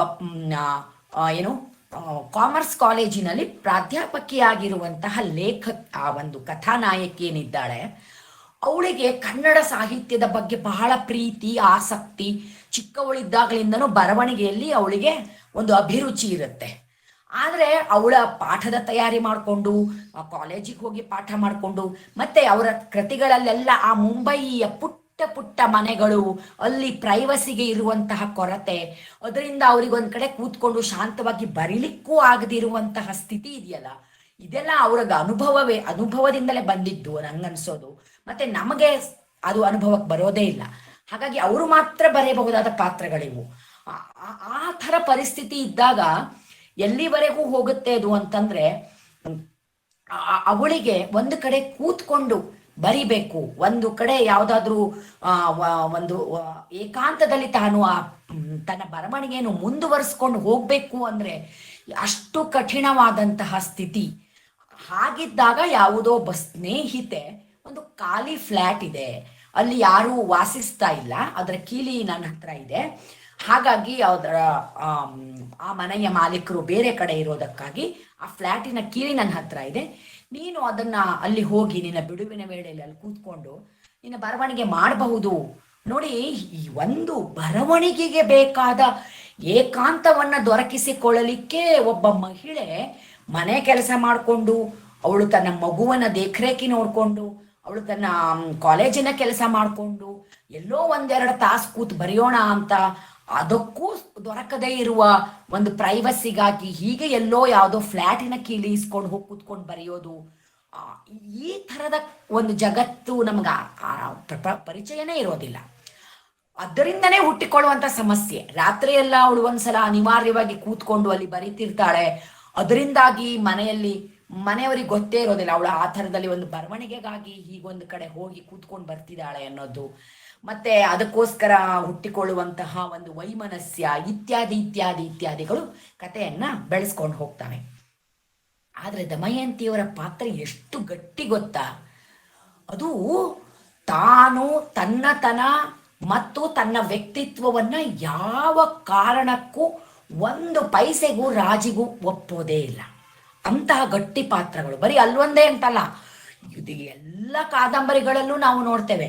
ತೇರನಳೆಯ ಬಾರೆ ತಂಗಿ ಒಳಗೆ ಒಂದು ಮುಂಬೈಯಂತಹ ಆಧುನಿಕ ಜಗತ್ತಿನಲ್ಲಿ ವೈದ್ಯಕೀಯ ವಿದ್ಯಾಭ್ಯಾಸವನ್ನ ಮಾಡಿದಂತಹ ಒಬ್ಬ ಯುವ ಪಾತ್ರ ಅದು ಒಂದು ಆತ್ಮೀಯತೆ ಪ್ರೀತಿಯ ಭಾವನೆಯಿಂದ ತನ್ನ ಮೂಲ ಊರಿಗೆ ಹೋಗಿ ಅಲ್ಲಿ ಅಜ್ಜಿಯರು, ಆ ಅಜ್ಜಿಯ ತಾಯಿ, ಆ ಅಜ್ಜಿಯ ಅಜ್ಜಿ, ತನ್ನ ಮನೆತನದ ಹಿರಿಯ ಮಹಿಳೆಯರು, ಅವರಿಗೆಲ್ಲ ಇದ್ದಂತ ಆಸಕ್ತಿ, ಸಮಾಜಮುಖಿ ಧೋರಣೆ, ಆ ಜಾಗೀರ್ದಾರ್ ಮನೆತನಗಳಲ್ಲಿ ಗಂಡಸರು ವಿಲಾಸಿ ವೃತ್ತಿಗೆ ಹೋದಾಗ, ಅಥವಾ ಕೆಲವೊಬ್ರು ಒಂದು ತಲೆಮಾರಿನವರು ವಿಲಾಸಿಗಳಾದ್ರೆ ಒಂದು ತಲೆಮಾರಿನವರು ಸ್ವಾತಂತ್ರ್ಯ ಹೋರಾಟಕ್ಕೆ ಹೋಗ್ತಾರೆ, ಇನ್ನೊಂದು ತಲೆಮಾರಿನವರು ಹೀಗೆ ಒಟ್ಟಿನಲ್ಲಿ ಗಂಡಸರು ಈ ಕುಟುಂಬ ಮತ್ತು ಕುಟುಂಬ ನಿರ್ವಹಣೆಯ ಜಗತ್ತಿನಿಂದ ದೂರ, ಒಬ್ಬೊಬ್ಬರಿಗೆ ಒಂದೊಂದು ಕಾರಣ. ಆದ್ರೆ ಅವರ ಮಹಿಳೆಯರು, ಅವರ ಮನೆಯ ಹೆಂಗಸರು ಈ ಜಾಗೀರ್ದಾರರ ಆಸ್ತಿಗಳನ್ನ, ಹೊಲ ಗದ್ದೆಗಳನ್ನ ಆಳು ಮಕ್ಕಳ ಜೊತೆಗೆ ಸೇರ್ಕೊಂಡು ಉಳಿಸ್ಕೊಂಡು ದುಡುಕೊಂಡು ಸ್ವತಃ ತಾವು ಮಣ್ಣಿನಲ್ಲಿ ಮಣ್ಣಾಗಿ ದುಡಿದು ಆ ಮನೆಯನ್ನ ಉಳಿಸೋದು, ಅಲ್ಲಿ ಗಟ್ಟಿಯಾಗಿ ನಿಲ್ಕೊಳ್ಳೋದು, ಅಲ್ಲಿ ಬಂದಂತಹ ಪೊಲೀಸರಿಗೆ ಉತ್ತರಿಸೋದು ಅಥವಾ ಸಮಾಜಕ್ಕೆ ಉತ್ತರಿಸೋದು, ಅಲ್ಲಿಯ ಎಲ್ಲ ಸಂಘರ್ಷಗಳನ್ನ ವಿಪ್ಲವಗಳನ್ನ ತಡ್ಕೊಳ್ಳೋದು, ಇದು ಅದ್ಭುತವಾದ ಒಂದು ಪ್ರಪಂಚ. ಆ ಥರ ಇರುವಂತಹ ಜಗತ್ತನ್ನ ಅರ್ಥ ಮಾಡಿಕೊಳ್ತಾ ಆ ಹುಡುಗಿ ಅಲ್ಲಿ ಗಟ್ಟಿಯಾಗಿ ನಿಂತು ಬಿಡುವಂಥದ್ದು. ಅದಕ್ಕೋಸ್ಕರ ಅವಳ ತಾಯಿಯ ನರ್ಸಿಂಗ್ ಹೋಮನ್ನೇ ನಡೆಸ್ಲಿಕ್ಕೆ ಅವಳ ಭಾವಿ ಪತಿಯಾಗುವ ಹುಡುಗ ಒಪ್ಕೊಳ್ಳುವಂತಹ ಸ್ಥಿತಿ ಬಂದಾಗ್ಯೂ ಅವಳಂತಾಳೆ, ನನ್ನ ನಿರ್ಧಾರ ಅದು ನನ್ನದು ಮಾತ್ರ.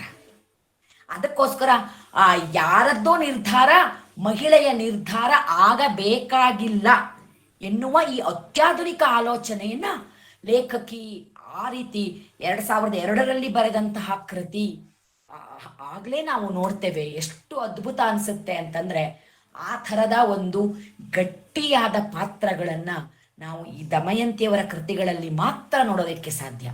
ಮತ್ತೆ ಏನು ಗೊತ್ತಾ, ಮುಖ್ಯವಾಗಿ ನನಗೆ ಖುಷಿ ಕೊಟ್ಟಿದ್ದು ಅಂದ್ರೆ ನಿರುದ್ವಿಗ್ನವಾಗಿರುವ ಪಾತ್ರಗಳು. ನಿಮಗೆ ನಾನು ಹೇಳ್ತನಲ್ಲ, ಇಷ್ಟು ಗಟ್ಟಿ ನಿರ್ಧಾರ ತಗೊಳ್ಳುವಾಗ್ಲೂ ಎಲ್ಲೂ ಕಥೆಯಲ್ಲಾಗಲಿ ಸಂಭಾಷಣೆಯನ್ನಾಗಲಿ ಕಹಿ ಇರೋದಿಲ್ಲ, ಜಗಳ ಇರೋದಿಲ್ಲ, ಅಥವಾ ಒಂಥರದ ಸಂಘರ್ಷದ ಕಾವು, ಯುದ್ಧ ಇಲ್ಲವೇ ಇಲ್ಲ.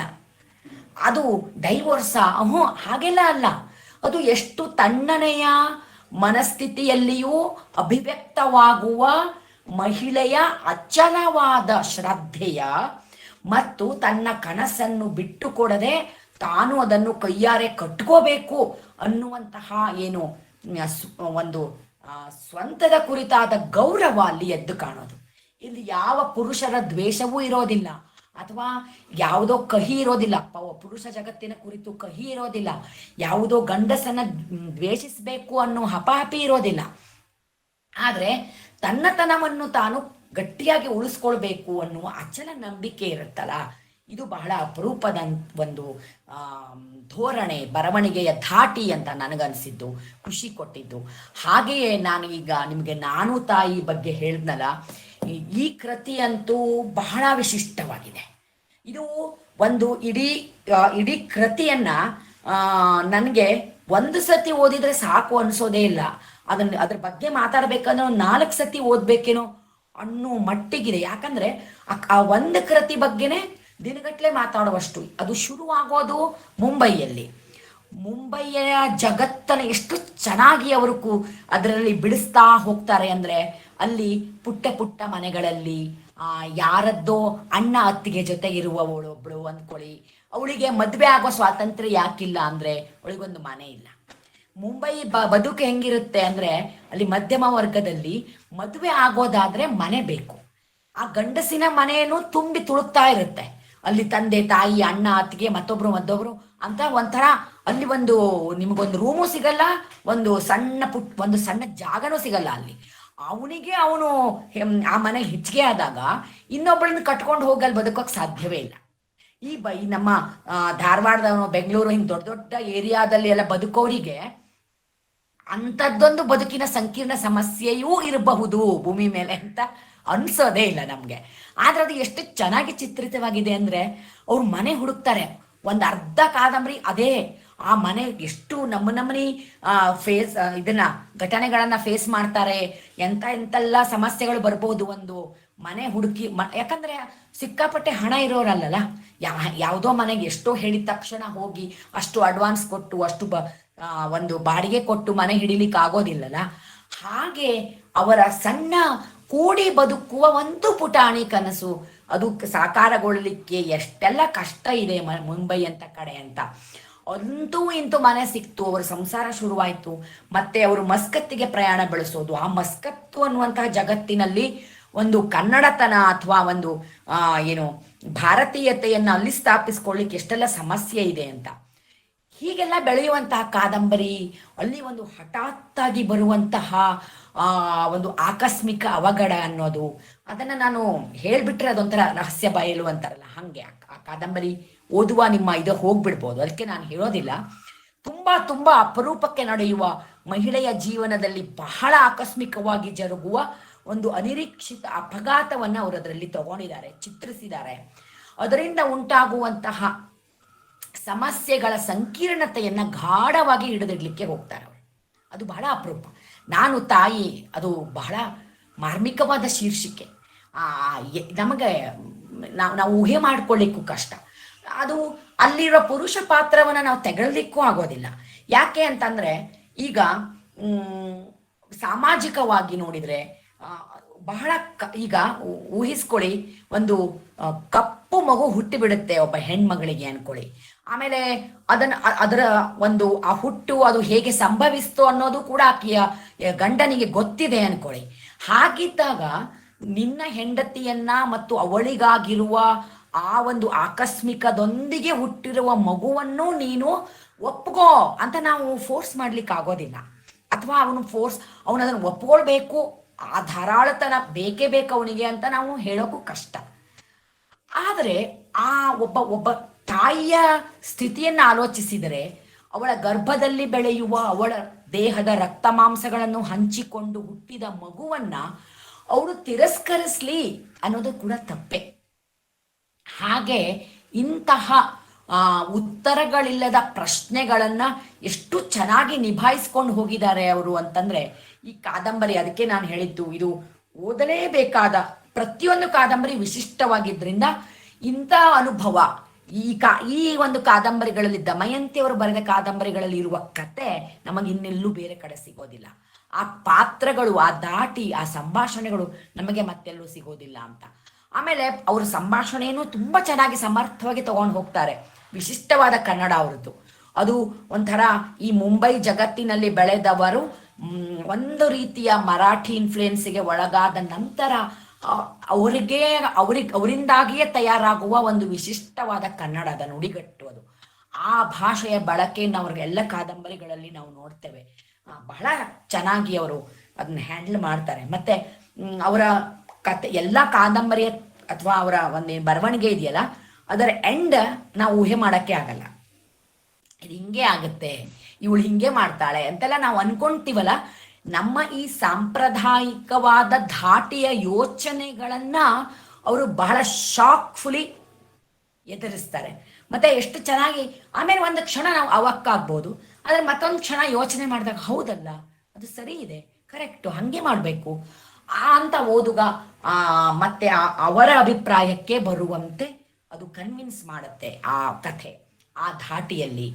ಹಾಗಾಗಿ ಅದು ಅತ್ಯುತ್ತಮವಾದ ಅನುಭವವನ್ನ ನಮಗೆ ಕೊಡಮಾಡುವ ಒಂದು ವಿಶಿಷ್ಟ ಓದು ಅನ್ನುವ ಕಾರಣಕ್ಕಾಗಿ ಎಲ್ಲ ಕೃತಿಗಳನ್ನ ನಾನು ಖುಷಿಯಿಂದ ಓದ್ಕೊಂಡು ಬಂದೆ. ಈಗ ನಾನು ನಿಮ್ಗೆ ಇದ್ರ ಬಗ್ಗೆ ಕೂಡ ಹೇಳಿದೆ, ಯಯಾತಿ ಪ್ರಸಂಗ ಅಂತ ಹೇಳಿ.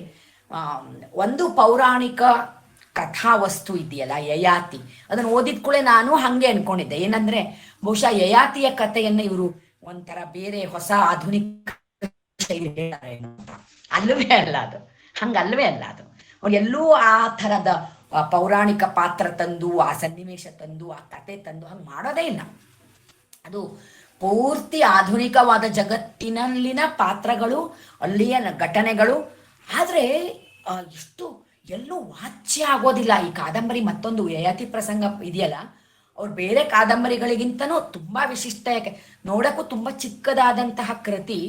ಅವರು ಬರೀತಾರೆ, ನಾನು ಇದನ್ನು ಬರೆದಿದ್ದು ಒಂದು ಹುಡುಗಾಟಿಕೆಗೆ ಮಾಸ್ತಿ ಕಥಾ ಕಾದಂಬರಿ ಪುರಸ್ಕಾರಕ್ಕೆ ಕರೆದಿದ್ರು, ಒಂದು ಕಳಿಸೋಣ ಅಂತ ಬರದೆ ಅಂತ. ಆದ್ರೆ ನಂಗೆ ಇವತ್ತಿಗೂ ಅನಿಸುತ್ತೆ ಅವರು ಎಷ್ಟು ಗಡಿಬಿಡಿಯಲ್ಲಿ ಅಥವಾ ಒಂದು ಹುಡುಗಾಟದಲ್ಲಿ ಬರೆದ್ರೂ ಕೂಡ ಇವತ್ತಿಗೂ ದಮಯಂತಿ ನರೇಗಲ್ ಅವರ ಒಂದು ವಿಶಿಷ್ಟ ಕೊಡುಗೆ ಮತ್ತು ಎಲ್ಲರೂ ಓದಲೇಬೇಕಾದ ಕೃತಿ ಅನ್ನುವಂಗೆ ಯಯಾತಿ ಪ್ರಸಂಗ ಇದೆ. ಅಲ್ಲಿಯೂ ಆ ಪಾತ್ರಗಳ ತರ ಇನ್ನೆಲ್ಲೂ ನಮಗೆ ಸಿಗೋದಿಲ್ಲ ಪಾತ್ರಗಳು. ಅಲ್ಲಿಯ ಅರುಂಧತಿ ಅನ್ನುವ ಪಾತ್ರ ಬಹಳ ಸಹಜವಾಗಿ ಒಂದು ಕ್ಲಾಸ್ಮೇಟನ್ ಜೊತೆಗೆ ಏನು ಒಂದು ಸ್ನೇಹದಿಂದ ಇರೋದು. ಆಮೇಲೆ ಅವನು ಅದನ್ನ ಒಂಥರದಲ್ಲಿ ಪ್ರೇಮ ಅಂತ ಅವನು ಅನ್ಕೊಳ್ಬಹುದು, ಆದ್ರೆ ಅದು ಸ್ನೇಹದಲ್ಲಿ ಅವಳು ಇದ್ದಿದ್ದು. ಮತ್ತೆ ಅವನ ತಂದೆಯ ಕಡೆಗೆ ಅವಳು ಆಕರ್ಷಿತಳಾಗ್ಬಿಡೋದು. ಅಲ್ಲಿಯೂ ನಮ್ಗೆ ಲಾಜಿಕಲಿ ನಾವು ಈಗ ಸುಮ್ಮನೆ ಕತೆ ಕೇಳಿದ್ರೆ ನಾವೇನಂತೀವಿ, ಅದೇನದು ಅಸಹ್ಯ ಅಥವಾ ಅದೇನದು ಹಾಗೆ ಅಂತ. ಆದ್ರೆ ಆ ಕೃತಿಯನ್ನ ಓದಿದಾಗ ನಮ್ಗೆ ಅವಳು ಬಹಳ ಸರಿ ಅನಿಸ್ತಾಳೆ. ಮತ್ತೆ ಅದ್ರಲ್ಲಿ ಏನೂ ತಪ್ಪಿಲ್ಲಾನೇ ಅನಿಸುತ್ತೆ. ಯಾಕಂದ್ರೆ ಆ ಹುಡುಗನ ತಂದೆಯ ಪಾತ್ರವನ್ನು ಎಷ್ಟು ಚೆನ್ನಾಗಿ ಕಟಿತಾ ಬರ್ತಾರೆ ಅವರು ಅಂತಂದ್ರೆ, ಅದು ಒಂದು ಆಕರ್ಷಕ ವ್ಯಕ್ತಿತ್ವದ ಮತ್ತು ಎಲ್ಲ ರೀತಿಯಲ್ಲಿಯೂ ಆ ಥರ ಒಂದು ಒಳ್ಳೆಯ ಗಂಡ, ಅವನು ಒಳ್ಳೆಯ ಸ್ನೇಹಪೂರ್ಣವಾದಂತಹ ವ್ಯಕ್ತಿತ್ವದ ಒಬ್ಬ ನಲ್ಲ ಆಗ್ತಾನೆ ಅನ್ನೋ ರೀತಿಯಲ್ಲಿ ಆಕರ್ಷಕವಾಗಿ ಇದ್ದಾನೆ. ಎಲ್ಲ ರೀತಿಯಲ್ಲೂ ಆ ಒಂದು ಯೋಗ್ಯತೆ ಇದೆ ಅವನಿಗೆ ಅನಿಸುವಂತೆ ಅವರು ಅದನ್ನ ಕಟಿತಾ ಬರುವಂಥ ರೀತಿ. ಹಾಗೆ ಧುತ್ತನೆ, ನಾನು ಅದಕ್ಕೆ ಹೇಳಿದ್ದು ಮತ್ತೆಲ್ಲೂ ಸಿಗೋದೇ ಇಲ್ಲ ನಮ್ಗೆ ಈ ಥರದ ಕತೆ ಅಂತ. ಹಾಗೆ ಆ ಕಥೆಯನ್ನು ಅವ್ರು ಬೆಳೆಸ್ತಾ ಹೋಗ್ತಾರೆ. ಆ ರೀತಿಯ ಅನೇಕ ತಿರುವುಗಳು ಬರ್ತಾ ಹೋಗ್ತವೆ. ಅವಳ ತಂದೆ ತಾಯಿಗಳು ಅದಕ್ಕೆ ಪ್ರತಿಕ್ರಿಯಿಸೋದು, ಆಮೇಲೆ ಅವಳಿಗೆ ಆ ಗೆಳೆಯ ತನ್ನ ತಂದೆಯೊಟ್ಟಿಗೆ ಇವಳು ಮದುವೆ ಅಂದಾಗ ಆ ಹುಡುಗ ಪ್ರತಿಕ್ರಿಯಿಸೋದು, ಅವನ ಒಂದು ರಿಯಾಕ್ಷನ್, ಅವನ ಮುಂದಿನ ಜೀವನ, ಈ ಥರದ್ದೆಲ್ಲ ಸಂಕೀರ್ಣತೆಗಳನ್ನ ಇಟ್ಟುಕೊಂಡು ಬಹಳ ವಿಶಿಷ್ಟವಾಗಿ ಆ ಕಾದಂಬರಿ. ನಂಗೆ ಅದರ ಪೂರ್ತಿ ಕಥೆಯನ್ನ ಹೇಳಕ್ಕೆ ನಾನು ಯಾವುದರದ್ದು ಆದ್ರೂ ಇಷ್ಟಪಡದೇ ಇರೋದು, ಎಲ್ಲರೂ ಓದ್ಲಿ ಅನ್ನೋ ಒಂದು ಮುಖ್ಯ ಉದ್ದೇಶ ಇಟ್ಕೊಂಡು. ಮತ್ತೆ ಇನ್ನೂ ಅವ್ರದ್ದು ಔಟ್ ಆಫ್ ಸ್ಟಾಕ್ ಎಲ್ಲ ಆಗಿಲ್ಲ. ಅವರ ಪುಸ್ತಕಗಳು ಲಭ್ಯ ಇದೆ. ನೀವು ಅವರನ್ನು ಸಂಪರ್ಕಿಸಿದರೆ ಕೆಲವು ಪುಸ್ತಕಗಳು ಅವರ ಹತ್ರ ಕಾಪೀಸ್ ಇದ್ದಿದ್ದನ್ನು ನಿಮಗೆ ಕಳಿಸ್ಬೋದು. ಇನ್ನು ಕೆಲವನ್ನ ನಾವು ಪುಸ್ತಕದ ಅಂಗಡಿಗಳಲ್ಲೂ ಲಭ್ಯ ಇರುವಂಥದ್ದು. ಹಾಗಾಗಿ ಬಹಳ ವಿಶಿಷ್ಟವಾದ ಒಂದು ಜಗತ್ತಿನ ಅನಾವರಣಕ್ಕಾಗಿ, ಆ ಪಾತ್ರಗಳ ಒಂದು ಒಳ ತೋಟಿಗಾಗಿ, ಅದರ ಸಮಗ್ರತೆಯ ಸಾಕಾರಕ್ಕಾಗಿ ನಾವು ಅವರ ಕೃತಿಗಳನ್ನು ಓದಲೇಬೇಕು ಅಂತ ನಾನು ಹೇಳೋದು. ಆಮೇಲೆ ನಿಮಗೆ ಗಂಗಾವತರಣದ ಬಗ್ಗೆ ಹೇಳಿದೆ.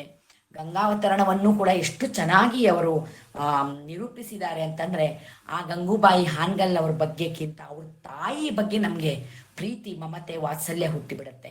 ಯಾಕೆಂದ್ರೆ ಗಂಗೂಬಾಯಿಯವರು ಚಿಕ್ಕ ಮಗುವಾಗಿದ್ದಾಗ ಅವರ ತಾಯಿ ಒಂದು ಅದ್ಭುತವಾದ ಗಾಯಕಿಯಾಗಿದ್ರು, ಅಂಬಾಬಾಯಿ ಅಂತ. ಅವರು ಸ್ವತಃ ದೊಡ್ಡ ಸಾಧಕಿಯಾಗಿದ್ರು. ಆದ್ರೆ ಅವರು ಕರ್ನಾಟಕ ಸಂಗೀತವನ್ನು ಕಲ್ತಿದ್ರು ಮತ್ತು ಅದರಲ್ಲಿ ನಿಷ್ಣಾತೆ ಆಗಿದ್ರು. ಮಗಳಿಗೆ ಉತ್ತರಾದಿ ಅಂತ ನೀವೇನ್ ಹೇಳ್ತೀರಿ, ಅಥವಾ ಹಿಂದೂಸ್ತಾನಿ ಸಂಗೀತದಲ್ಲಿ ಆಸಕ್ತಿ ಇತ್ತು. ಅವಳಿಗೆ ಒಂದು ಗುರುವನ್ನ ತಾಯಿ ಹುಡುಕ್ತಾಳೆ. ಮಗಳಿಗೆ ಇದರಲ್ಲೇ ಇಂಟ್ರೆಸ್ಟ್ ಇದೆ ಅಂತ ಗೊತ್ತಾದಾಗ ಆಕೆ ಹುಡುಕಿ ಒಬ್ಬ ಗುರುವಿನಲ್ಲಿ ಮಗಳನ್ನ ಕಳಿಸಿದಾಗ ಆ ಮಗಳಿಗೆ ತೊಂದರೆ ಆಗ್ಬಾರ್ದು. ಈಗ ನಾನು ಕರ್ನಾಟಕ ಸಂಗೀತದ ದಾಟಿಯಲ್ಲಿ ಹಾಡಿದ್ರೆ ಅದರ ಪ್ರಭಾವಕ್ಕೆ ಮಗಳು ಒಳಗಾದ್ರೆ ಅವಳ ಈ ಹಿಂದೂಸ್ತಾನಿ ಶೈಲಿ ಕಲಿಕೆಗೆ ತೊಂದರೆ ಆಗುತ್ತೆ ಅನ್ನೋದು ಎಷ್ಟು ಸೂಕ್ಷ್ಮ ವಿಚಾರ ನೋಡಿ. ಆ ತಾಯಿ ಈ ಕಾರಣಕ್ಕಾಗಿ ತನ್ನ ಸಂಗೀತವನ್ನ ಬಲಿ ಕೊಟ್ಟಳು. ದೊಡ್ಡ ತ್ಯಾಗ ಇದು. ಗಂಗೂಬಾಯಿಯವರು ಕಡೇ ತನಕ ಇದನ್ನ ಕಣ್ಣೀರು ತುಂಬಿಕೊಂಡು ಹೇಳ್ತಿದ್ರಂತೆ, ನಮ್ಮವ್ವ ತನ್ನ ಸಂಗೀತ ಬಲಿ ಕೊಟ್ಲವ್ವ ನನ್ನ ಸಂಬಂಧ ಅಂತಿದ್ರಂತವ್ರು. ಆದ್ರೆ ಬರೀ ಅವರು ಅಂತಿದ್ರಂತೆ, ಕಣ್ಣೀರು ಸುರಿಸ್ತಿದ್ರಂತೆ. ಆದ್ರೆ ನನಗೂ ಕೂಡ, ನಮ್ಗೆ ಓದಿದವರಿಗೂ ಕೂಡ ಒಂಥರ ಮರೆಯಲಾರದ ವಿಷಯ ಆಗ್ಬಿಡುತ್ತಿದ್ದು. ಸಣ್ಣ ವಿಷಯ ಅಲ್ಲ ಇದು. ತನ್ನ ಸ್ವಂತ ಸಂಗೀತವನ್ನು ಬಲಿ ಕೊಟ್ಟು ಅವಳು ಮಗಳನ್ನ ಬೆಳೆಸ್ತಾಳೆ, ಅವಳು ಸಂಗೀತಕ್ಕೆ ಪುಷ್ಟಿ ಕೊಡ್ತಾಳೆ. ಆ ಒಬ್ಬ ಗುರುವನ್ನ ಭೇಟಿ ಮಾಡಿಸಿ ಅವನಂತರ ಸಂಗೀತವನ್ನ ಕಲಿಸಿದಾಗ ಅವ್ರಿಗೊಂದು ಸ್ವಲ್ಪ ಸಿಟ್ಟು ಬಂದು, ಒಂದು ತನ್ನ ಕಲಿಕೆಯ ಬಗ್ಗೆ ಪ್ರಶ್ನೆ ಬಂದಾಗ, ನೀವು ಸ್ವಲ್ಪ ತಾಳ ತಿದ್ದಿಲ್ಲ ನನ್ನ ಮಗಳಿಗೆ ಅಂತಂದಾಗ ಅವ್ರಿಗೆ ಸಿಟ್ಟು ಬಂದ್ಬಿಡ್ತು ಸಡನ್ಲಿ. ಆಗ ಅವರು ನನಗೆ ಆಗಿನ ಕಾಲಕ್ಕೆ 100 ರೂಪಾಯಿ ಕೊಡು ಫೀಸು ಅಂತ ಕೂತ್ ಬಿಡ್ತಾರ ಅವರು. ಇಷ್ಟು ದಿವಸ ಕಲಿಸಿದೇನಲ್ಲ, ಗುರುದಕ್ಷಿಣೆ ಕೊಡು. ಈಗ ನೋಡಿ, ಕಲಿಸಿದ ಮ್ಯಾಲೆ ಹಿಂಗೆ ಹೇಳ್ಬಿಟ್ರಿ ಏನ್ ಮಾಡ್ಬೇಕು ಪಾಪ ಹೆಣ್ಮಗಳು. ಅವಳ ಬಳೆ ಗಿಳೆ ಎಲ್ಲ ತೆಗೆದು ಅದನ್ನೆಲ್ಲ ಒತ್ತೆ ಇಟ್ಟು ದುಡ್ಡು ಕೊಡ್ತೇನೆ ಅಂತ ಓಡಾಡೋದು, ಈ ಥರದ್ದೆಲ್ಲ ಆಗಿನ ಸೂಕ್ಷ್ಮತೆ. ಆಮೇಲೆ ಗಂಗೂಬಾಯಿ ಅವರು ಹೇಳ್ತಾರೆ, ಗಂಡ್ಮಕ್ಳು ಸಂಗೀತದಲ್ಲಿ ಸಾಧನೆ ಮಾಡಿದ್ರೆ ಉಸ್ತಾದ್ ಅಂತಾರೆ. ವಾ ಉಸ್ತಾದ್. ಆಮೇಲೆ ಅವ್ರಿಗೆ ಕನ್ನಡದವರು ಅಟ್ಲೀಸ್ಟ್ ಪಂಡಿತ್ ಅಂತಾರೆ, ಪಂಡಿತ್ ಅಂತವರು. ಆದ್ರೆ ಹೆಣ್ಣು ಮಕ್ಕಳಿಗೆ ಆಗಿನ ಕಾಲದಲ್ಲಿ, ಅಂದ್ರೆ ಗಂಗೂಬಾಯಿಯವ್ರ ಕೊನೆ ತನಕನು ನಾನು ಹೇಳ್ತಿರೋದು, ಬಾಯಿನೇ ಅಂತಿದ್ರಂತವ್ರಿಗೆ. ಅಂದ್ರೆ ಅದು ಒಂಥರ ಬಾಯಿ ಅನ್ನೋದು ಈ ದೇವದಾಸಿಯರನ್ನೆಲ್ಲ ಆಗ ಕರಿತಾ ಇದ್ದಂತಹ ರೀತಿಯಲ್ಲಿ ಹಂಗೇನೆ ಅಂತಿದ್ರು ಹೊರತು ಅವರಿಗೊಂದು ಸ್ಥಾನಮಾನವನ್ನು ಕೊಡೋದು ಎಷ್ಟು ಕಷ್ಟ ಆಗಿತ್ತು. ಆಗಿನ ಒಂದು ಸಾಮಾಜಿಕ ಪರಿಸ್ಥಿತಿ ಹೇಗಿತ್ತು ಬಹಳ ಸೂಕ್ಷ್ಮವಾಗಿ, ಒಂದು ಚೂರು ಕಹಿ ಇಲ್ಲದೆ ಹೇಳ್ತಾರೆ ಗಂಗೂಬಾಯಿಯವರು ಅಂತ ಇವ್ರು ಬರೀತಾರೆ. ಅದನ್ನೆಲ್ಲ ಹೇಳ್ತಿದ್ರು, ಆದ್ರೆ ಎಲ್ಲೂ ಕಹಿ ಇಟ್ಕೊಂಡಿರ್ಲಿಲ್ಲ ಅವರು. ಸಮಾಜದ ಬಗ್ಗೆ ಆಗ್ಲಿ, ಜನರ ಬಗ್ಗೆ ಆಗ್ಲಿ, ಸಂಗೀತ ಕ್ಷೇತ್ರದ ಬಗ್ಗೆ ಆಗ್ಲಿ ಎಷ್ಟು ಸ್ಪೋರ್ಟಿವ್ ಆಗಿ ಗಂಗೂಬಾಯಿಯವರ ಜೀವನ ಇತ್ತು. ಮತ್ತೆ ಎಷ್ಟು ಚೆನ್ನಾಗಿ ಮಾಗಿದ ಒಂದು ಫಲದ ರೂಪದಲ್ಲಿ ಅವರು ತಮ್ಮ ಸಾಧನೆಯನ್ನ ಮಾಡಿದ್ರು ಅಂತ ನನಗೆ ತುಂಬಾ ಹೇಳಕ್ಕಿತ್ತು ಆಕ್ಚುಲಿ. ಆದ್ರೆ ನಂಗೆ ಅನಿಸ್ತಾ ಇದೆ ಇನ್ನು ವಿಭಾ ಪುರೋಹಿತ್ ಅವರು ಮಾತಾಡ್ಬೇಕು, ಸ್ವತಃ ದಮಯಂತಿಯವರು ಮಾತಾಡ್ಬೇಕು ಅಂತ. ಆದ್ರಿಂದ ನಾನು ಹೇಳದೆ ಉಳಿದ ಅಥವಾ ಹೇಳಲೇಬೇಕಾದ ಎಲ್ಲ ಮಾತುಗಳನ್ನ ಪ್ರಬಂಧವನ್ನ ಸಿದ್ಧಪಡಿಸಿ ತಮಗೆ ಅದನ್ನ ಸಲ್ಲಿಸುವ ಮೂಲಕ ನನ್ನಿಂದಾದಷ್ಟು ನನ್ನ ಜ್ಞಾನ ತಿಳುವಳಿಕೆಯ ಗ್ರಹಿಕೆಯ ಪರಿಮಿತಿಯಲ್ಲಿ ದಮಯಂತಿ ನರೇಗಲ್ ಒಂದು ಅಖಂಡ ಸಾಗರೋಪಮೇಯ ಅವರ ಬರವಣಿಗೆಯ ಚೈತನ್ಯಕ್ಕೆ ಒಂದು ಪುಟ್ಟ ಪಾತ್ರೆಯಲ್ಲಿ ಇಷ್ಟು ಇವತ್ತು ನಾನು ಸಂಗ್ರಹಿಸಿ ಹೇಳೋದಿಕ್ಕೆ ಸಾಧ್ಯ ಆಯ್ತು. ಅದನ್ನ ನಾನು ನನ್ನ ಬರವಣಿಗೆ ರೂಪದಲ್ಲೂ ನಿಮಗೆ ಪ್ರಸ್ತುತಪಡಿಸ್ತೇನೆ ಅಂತ ಹೇಳ್ತಾ ಈ ಅವಕಾಶಕ್ಕಾಗಿ ಮತ್ತೊಮ್ಮೆ ನಾನು ಧನ್ಯವಾದಗಳನ್ನ ತಿಳಿಸ್ತೇನೆ.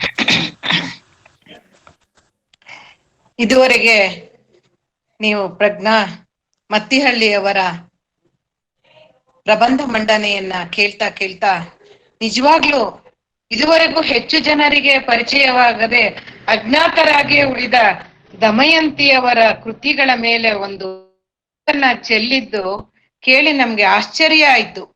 ಯಾಕೆ ನಾವು ಇವ್ರನ್ನ ಇದುವರೆಗೂ ಪರಿಚಯ ಮಾಡ್ಕೊಂಡಿರ್ಲಿಲ್ಲ ಅಂತ. ಅವರ ಕೃತಿಗಳನ್ನ ಒಂದೊಂದಾಗಿ ಅವ್ರು ಹೇಳ್ತಾ ಪಾತ್ರೆಗಳು ಹೇಗೆ ತಮ್ಮ ದೃಷ್ಟಿಕೋನಗಳಿಂದ ಕಥೆಯನ್ನು ಬೆಳೆಸ್ಕೊಂಡು ಹೋಗ್ತಾ ಆಂತರ್ಯದ ಬೆಳಕನ್ನ ನೀಡ್ತಾ ಇದ್ವು. ವಿಭಿನ್ನ ಕಥೆಗಳಿಂದ ಕೂಡಿದ ವಿಶಿಷ್ಟ ಕಥಾಹಂದರದ ವೈಶಿಷ್ಟ್ಯತೆ ದಮಯಂತಿಯವರ ಕೃತಿಗಳಲ್ಲಿದೆ ಅಂತ ಪ್ರಜ್ಞಾ ಅವರು ಹೇಳ್ತಾ ಇದ್ರು. 5 ತಲೆಮಾರಿನ ಮಹಿಳಾ ಪ್ರಪಂಚದ ಕಥೆಯನ್ನು ಹೋಗುತ್ತೆ ಅವ್ರ ಕೃತಿ ಅಂತಾನು ಹೇಳಿದ್ರು. ಮಹಿಳೆಯನ್ನು ಅವರು ಚಿತ್ರಿಸಿದ ರೀತಿ, ಇಂದಿನ ಆಧುನಿಕ ಯುವತಿಯರ ಆಲೋಚನೆಗಳನ್ನು ಕೂಡ ಅವರು ತಮ್ಮ ಪಾತ್ರಗಳಲ್ಲಿ ಹಿಡಿದಿಟ್ಟಿರೋದು ವಿಶಿಷ್ಟವಾಗಿದೆ. ತನ್ನ ವ್ಯಕ್ತಿತ್ವವನ್ನು ಯಾವುದೇ ರಾಜಿಗೆ ಒಪ್ಪದೆ ಗಟ್ಟಿ ಪಾತ್ರವಾಗಿ ಕಟ್ಟಿಕೊಡುತ್ತಾರೆ ಅಂತ ಪ್ರಜ್ಞಾ ಮತ್ತಿಹಳ್ಳಿ ಅವರು ತಮ್ಮ ಪ್ರಬಂಧಗಳಲ್ಲಿ ಮಂಡಿಸಿದ್ರು. ಒಟ್ಟಾಗಿ ದಮಯಂತಿಯವರ ಪರಿಚಯವನ್ನ ಕಟ್ಟಿಕೊಟ್ಟ ಪ್ರಜ್ಞಾ ಮತ್ತಿಹಳ್ಳಿ ಅವರಿಗೆ ಅನಂತ ವಂದನೆಗಳು. ನಮಸ್ಕಾರ.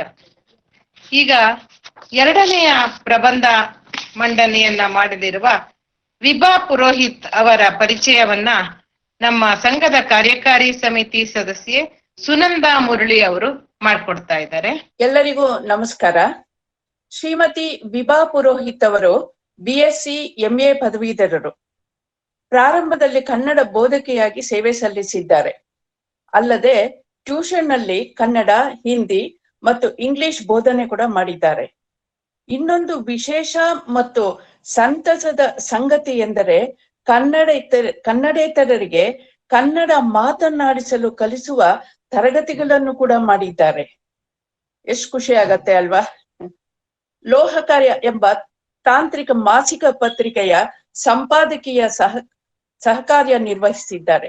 2.5 ವರ್ಷ ಹಾಸನ ಆಕಾಶವಾಣಿಯಲ್ಲಿ ಉದ್ಘೋಷಕಿಯಾಗಿ, ಬೆಂಗಳೂರು ದೂರದರ್ಶನ ಚಂದನ ವಾಹಿನಿಯಲ್ಲಿ ವಾರ್ತಾ ವಾಚಕಿಯಾಗಿ ಕೂಡ ಕಾರ್ಯನಿರ್ವಹಿಸಿದ್ದಾರೆ.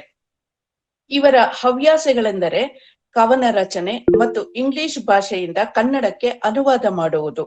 ವೈದ್ಯಕೀಯ ಕ್ಷೇತ್ರಕ್ಕೆ ಸಂಬಂಧಿಸಿದ PhD ಪ್ರಬಂಧವನ್ನು ಕನ್ನಡಕ್ಕೆ ಅನುವಾದಿಸಿದ್ದಾರೆ. ಇವರಿಗೆ ಸಂದ ಪ್ರಶಸ್ತಿಗಳೆಂದರೆ 2015ರಲ್ಲಿ ಮೊದಲನೆಯ ಸಂಕಲನಕ್ಕೆ ಸ್ವಾಮಿ ವಿವೇಕಾನಂದ ಸದ್ಭಾವನಾ ರಾಷ್ಟ್ರೀಯ ಪ್ರಶಸ್ತಿ, 2019ರಲ್ಲಿ ಕಲ್ಲದೆ ಬಿರಿದಾಗ ಕಾವ್ಯಕೃತಿಗೆ ಕನ್ನಡ ಸಾಹಿತ್ಯ ಪರಿಷತ್ತಿನ ರತ್ನಾಕರ ವರ್ಣಿ ಮುದ್ದಣ ಅನಾಮಿಕ ದತ್ತಿ ಪ್ರಶಸ್ತಿ, 2020ರಲ್ಲಿ ಬೆಂಗಳೂರು ನಗರ ಜಿಲ್ಲೆ ಕನ್ನಡ ಸಾಹಿತ್ಯ ಪರಿಷತ್ತಿನ ಕನ್ನಡ ಸೇವಾ ರತ್ನ ಪ್ರಶಸ್ತಿ, ಬಾಲ್ಕನಿ ಕಂಡ ಕವಿತೆಗಳು ಸಂಕಲನಕ್ಕೆ ಲೇಖಿಕಾ ಕಾವ್ಯ ಪ್ರಶಸ್ತಿ ಮುಂತಾದ ಇನ್ನೂ ಅನೇಕ ಪ್ರಶಸ್ತಿಗಳನ್ನು ತಮ್ಮದಾಗಿಸಿಕೊಂಡಿದ್ದಾರೆ. ಅನೇಕ ರಾಜ್ಯ ಮಟ್ಟದ ಹಾಗೂ ಜಿಲ್ಲಾ ಮಟ್ಟದ ಕವಿಗೋಷ್ಠಿಗಳಲ್ಲಿ ಕೂಡ ಅವರು ಕವನ ವಾಚನ ಮಾಡಿದ್ದಾರೆ. ಶ್ರೀಮತಿ ವಿಭಾ ಪುರೋಹಿತ್ ಅವರು ದೊಡ್ಡ ಸಾಧಕಿ.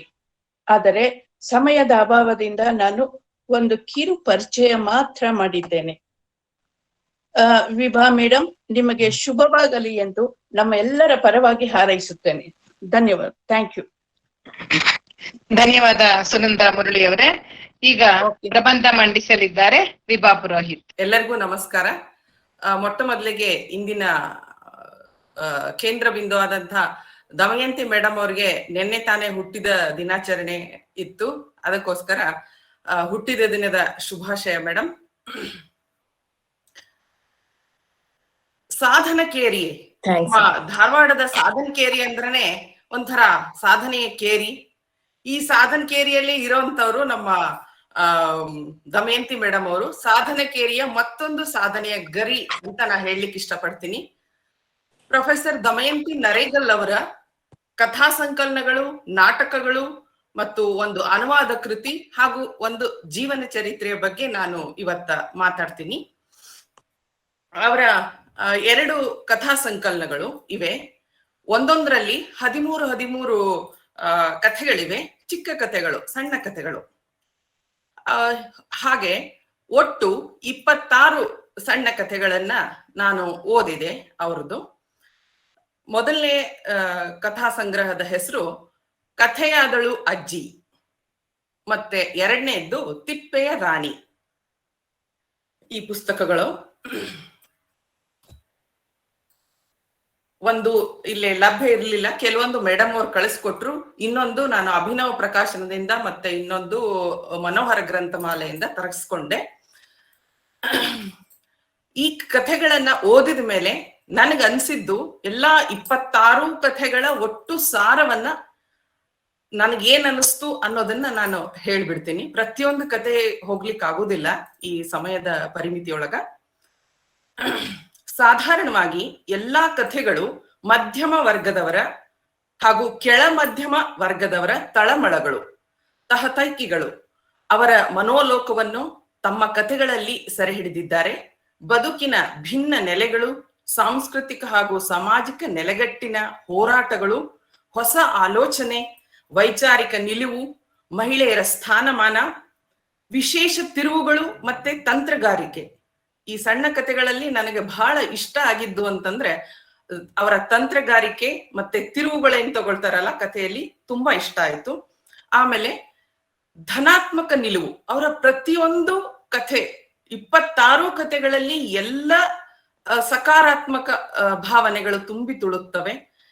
ಧನಾತ್ಮಕ ನಿಲುವಿನಿಂದ ಅವು ಕೂಡಿಕೊಂಡಂತ ಕಥೆಗಳಾಗಿವೆ. ಇವು ನಮ್ಮ ಗಮನವನ್ನ ಸೆಳೀತವೆ.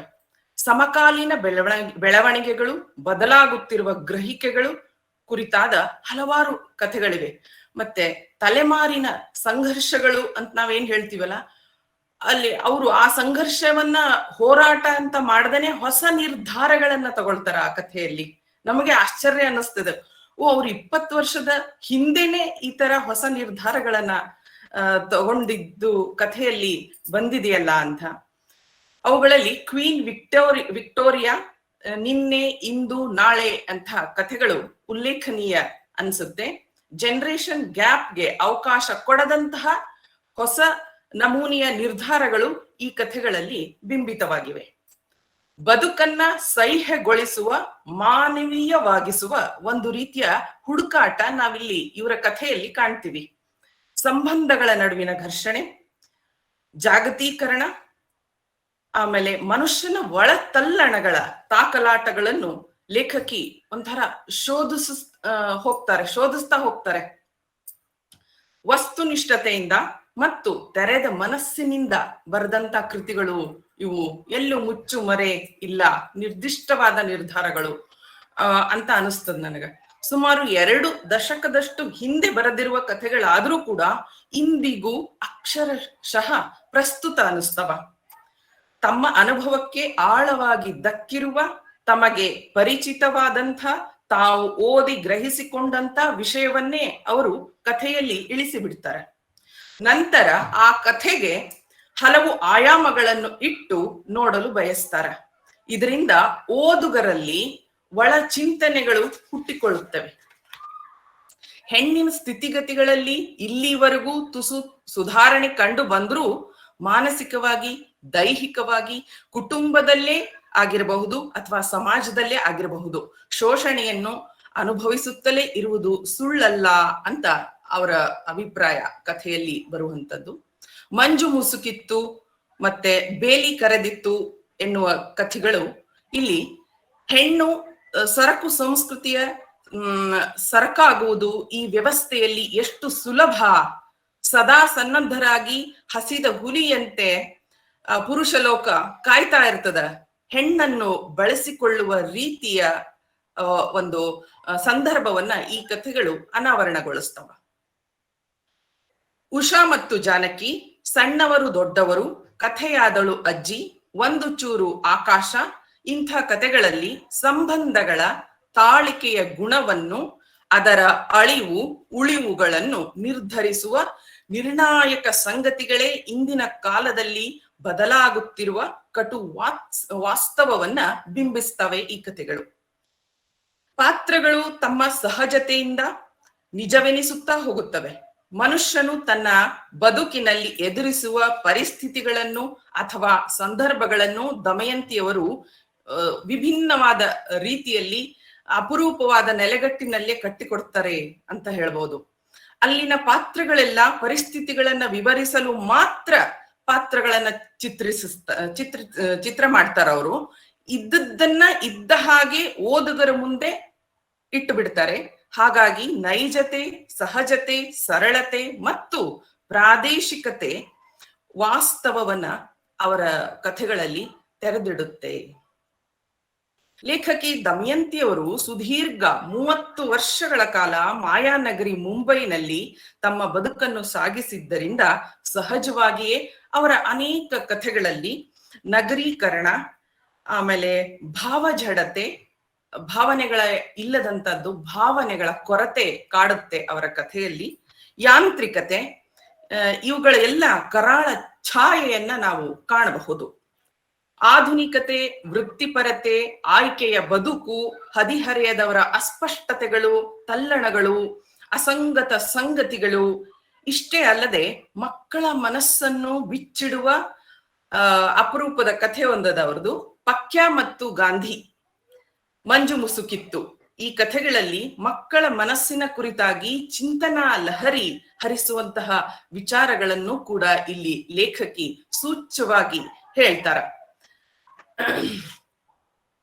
ಇವರು ಸಣ್ಣ ಕಥೆಗಳ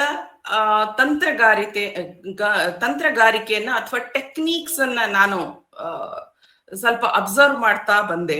ಅದರಲ್ಲಿ ಒಂದು ಕಥೆ ನಾನು ತಗೊಳ್ತೀನಿ. ತಿಪ್ಪೆಯ ರಾಣಿ ಅನ್ನೋ ಕಥೆಯನ್ನೇ ತಗೊಂಡ್ರೆ, ಈ ತಿಪ್ಪೆಯ ರಾಣಿ ಕಥೆಯನ್ನು ತೆಗೆದುಕೊಂಡು ನೋಡುವುದಾದ್ರೆ ಲೇಖಕಿ ಇಲ್ಲಿ ಕಥೆಯ ಹೆಸರೇ ತಿಪ್ಪೆಯ ರಾಣಿ ಎಂದು ಸೂಚಿಸಿದ್ದಾರೆ.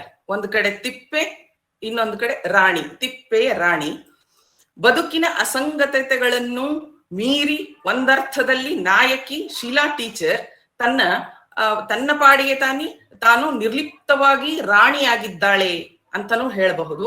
ಒಂದು ರೀತಿ ಇದು ರೂಪಕವೆಂಬಂತೆ ಬದುಕಿನ ದರ್ಶನ ಮಾಡಿಸುವ ಕಥಾಭಿತ್ತಿ ಇದಾಗಿದೆ.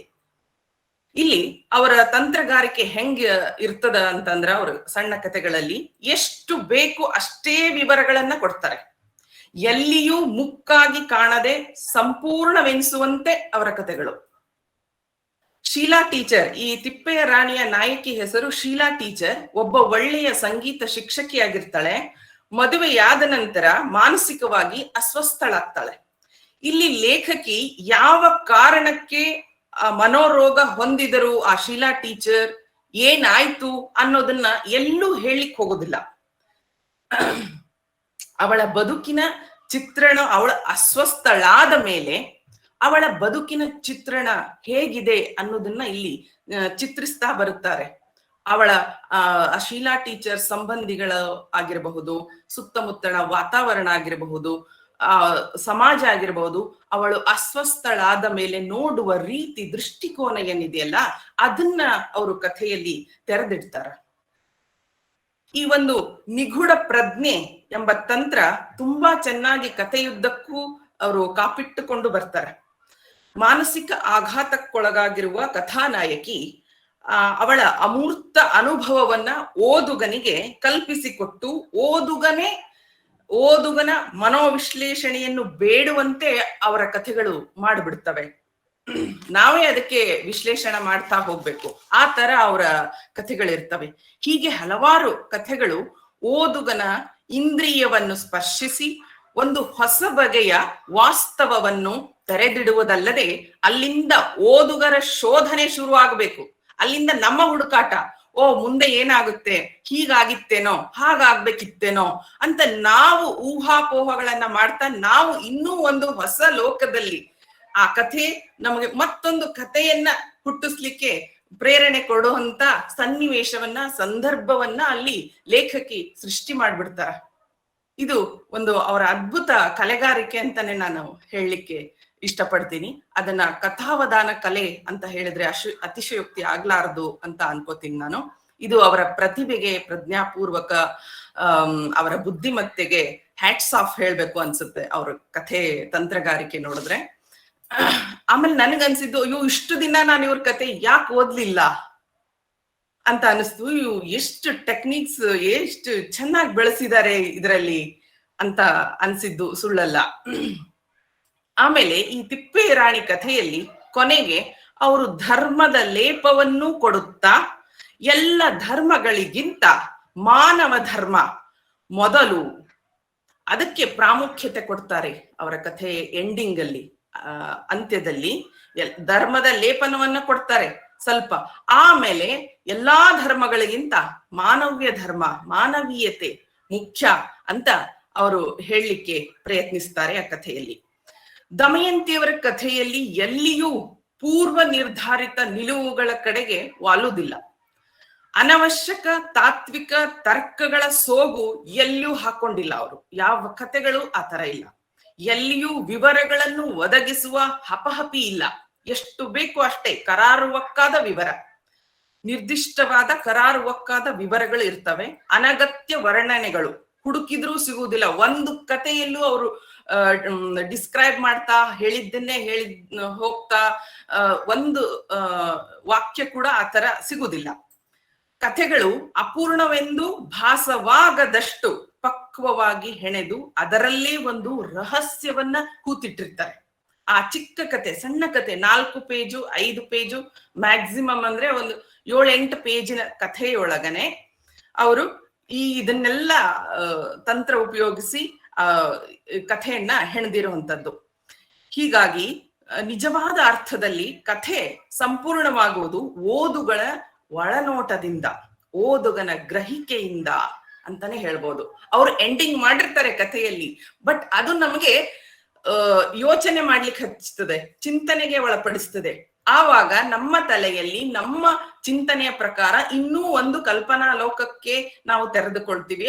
ಆವಾಗ ಹಿಂಗಾಗಬಹುದಿತ್ತು, ಹೀಗಾದ್ರೆ ಹೇಗೆ, ನಾವು ಇನ್ನೊಂದು ಕಥೆಯನ್ನ ಹುಡುಕಿಕೊಂಡು ನಾವು ಅದನ್ನ ಸಂಪೂರ್ಣ ಮಾಡ್ಬೇಕಾದಂತ ಒಂದು ಕಥೆಗಳನ್ನ ಅವರು ಸೃಷ್ಟಿ ಮಾಡ್ಬಿಡ್ತಾರೆ. ಯಾವುದೇ ವಾದ ತಾರತಮ್ಯ ಎಲ್ಲಿಯೂ ಅವರ ಕಥೆಗಳಲ್ಲಿ, ಅವರ ಬರವಣಿಗೆಯಲ್ಲೇ ಮೋಸ್ಟ್ಲಿ ಕಾಣ ಸಿಗುವುದಿಲ್ಲ ಅನಿಸ್ತದೆ.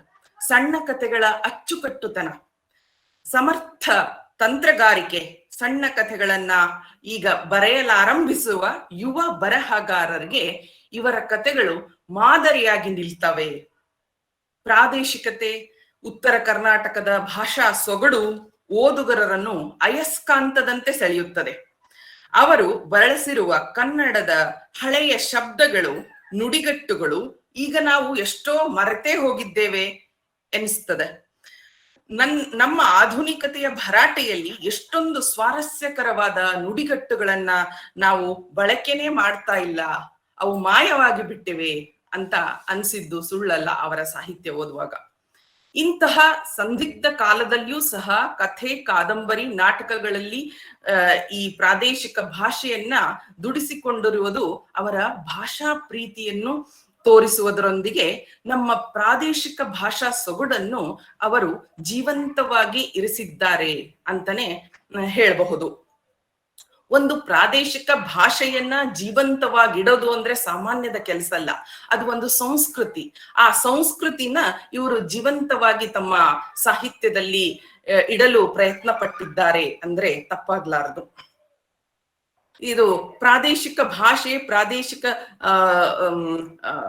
ಪರಿಸರವನ್ನ ಅವರು ಚಿತ್ರಣ ಮಾಡುವುದು ಅಂದ್ರೆ ಒಂದು ಪ್ರಾಂತ್ಯದ ಪರಿಸರದ ಜನಜೀವನವನ್ನು ಬರಹದಲ್ಲಿ ಕೈಗನ್ನಡಿಯಂತೆ ತೋರಿಸಿದ್ದಾರೆ ತಮ್ಮ ಕಥೆಗಳಲ್ಲಿ ಅವರು. ಹಾಗಾಗಿ ಅವರ ಅನೇಕ ಸಣ್ಣ ಕಥೆಗಳು ಮಯೂರ, ತುಷಾರ, ಕರ್ಮವೀರ ಇನ್ನು ಮುಂತಾದ ಪ್ರತಿಷ್ಠಿತ ಪತ್ರಿಕೆಗಳಲ್ಲಿ ಪ್ರಕಟಗೊಂಡದ್ದು ಇದೆ. ಇನ್ನು ನಾಟಕಗಳ ಕುರಿತಾಗಿ ಹೇಳುವುದಾದ್ರೆ ಅವರ 7 ನಾಟಕಗಳು ಒಟ್ಟು. ಒಂದು 5 ಅಂಕಿ ನಾಟಕ ಪಗಡಿ ಆಟ ಅಂತ ಹೇಳಿ, ಇದು ಸುಚಿತ್ರಾ ಕಲಾ ಕೇಂದ್ರದ ಬಹುಮಾನವನ್ನ ಕೂಡ ಪಡೆದುಕೊಂಡಿದೆ.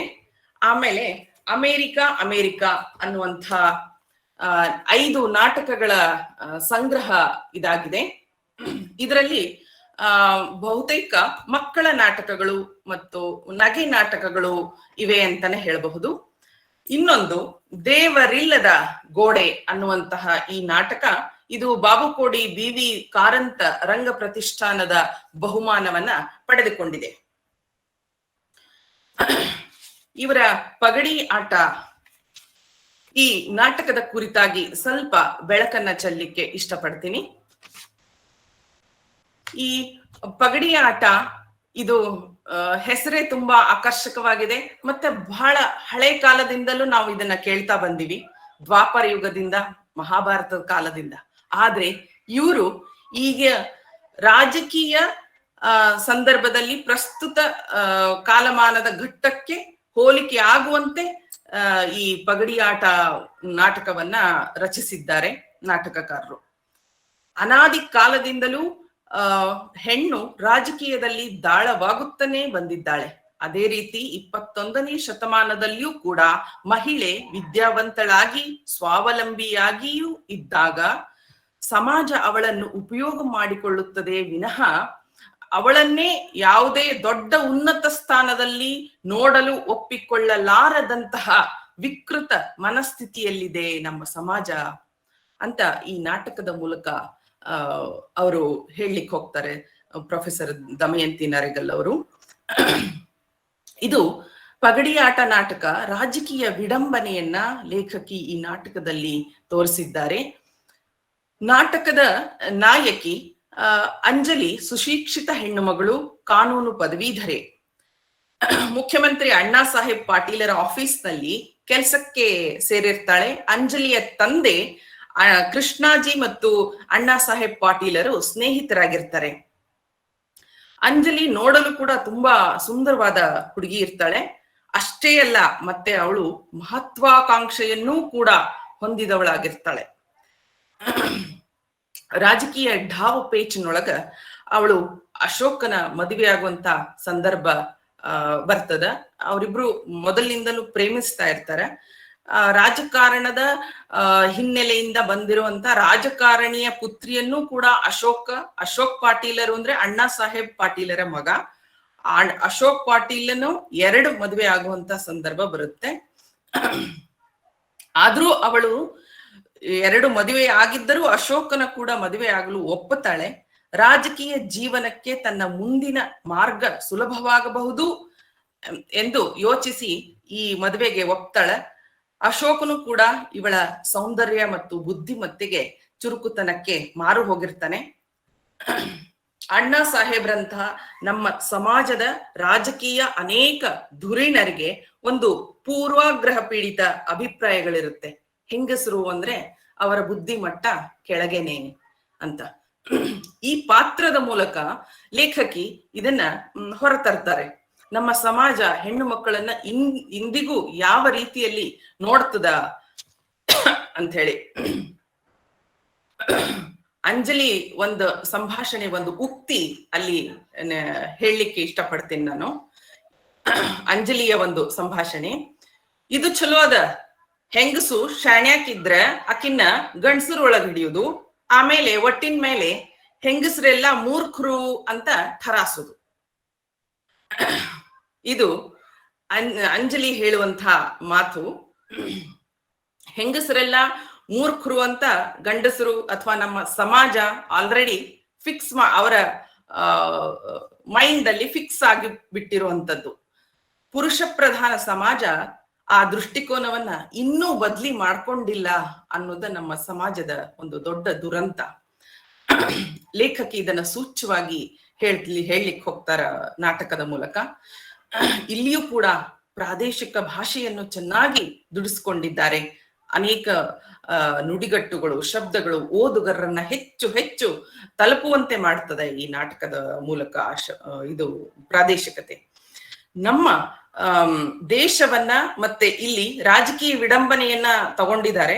ನಮ್ಮ ದೇಶವನ್ನ, ನಮ್ಮ ರಾಜ್ಯವನ್ನ ಆಳುವಂತಹ ಧುರೀಣರು, ರಾಜಕಾರಣಿಗಳು ಏನಿದ್ದಾರಲ್ಲ, ಆಡಳಿತದ ಚುಕ್ಕಾಣಿಯನ್ನು ಹಿಡಿದವರು ಎಷ್ಟರ ಮಟ್ಟಿಗೆ ಸುಶಿಕ್ಷಿತರಾಗಿರ್ತಾರೆ, ನಮ್ಮ ಕಾನೂನು, ನಮ್ಮ ಸಂವಿಧಾನವನ್ನ ಎಷ್ಟರ ಮಟ್ಟಿಗೆ ಅರಿತವರಾಗಿರ್ತಾರೆ. ಲೇಖಕಿ ಇಲ್ಲಿ ಕೆಲವು ಪಾತ್ರಗಳ ಮೂಲಕ ಅದರ ವಿವರಣೆಯನ್ನ ಅದನ್ನ ಹೇಳ್ತಾ ಹೋಗ್ತಾರೆ. ಹೆಚ್ಚು ನಾವು ಇಂದಿಗೂ ನೋಡ್ತೀವಿ, ಕೇಳ್ತೀವಿ. ಹೆಚ್ಚು ಓದಿರದ, ಯಾವ ಅರಿವು ಇಲ್ಲದ ಅನೇಕ ರಾಜಕಾರಣಿಗಳು ಆಡಳಿತದ ಚುಕ್ಕಾಣಿಯನ್ನ ಹಿಡ್ಕೊಳ್ತಾರೆ. ಇನ್ನು ಈ ನಾಟಕದಲ್ಲಿ ಕಾಲಚಕ್ರ ಉರುಳಿದಂತೆ ಅಣ್ಣಾ ಸಾಹೇಬ್ರು ದೈವಾಧೀನರಾಗ್ತಾರೆ. ಮುಂದೆ ಎಲೆಕ್ಷನ್ ಘೋಷಣೆ ಆಗತ್ತೆ. ಆವಾಗ ಅಂಜಲಿ ತಾನು ಕೂಡ ಎಲೆಕ್ಷನ್ ನಿಲ್ಬೇಕು ಅಂತ ನಿರ್ಧಾರ ತಗೊಳ್ತಾಳೆ. ಹಾಗೂ ಅಧ್ಯಕ್ಷರಿಗೆ ಟಿಕೆಟ್ಗೋಸ್ಕರ ಫೋನ್ ಮಾಡಿ ಖಚಿತಪಡಿಸ್ಕೊಳ್ತಾರೆ.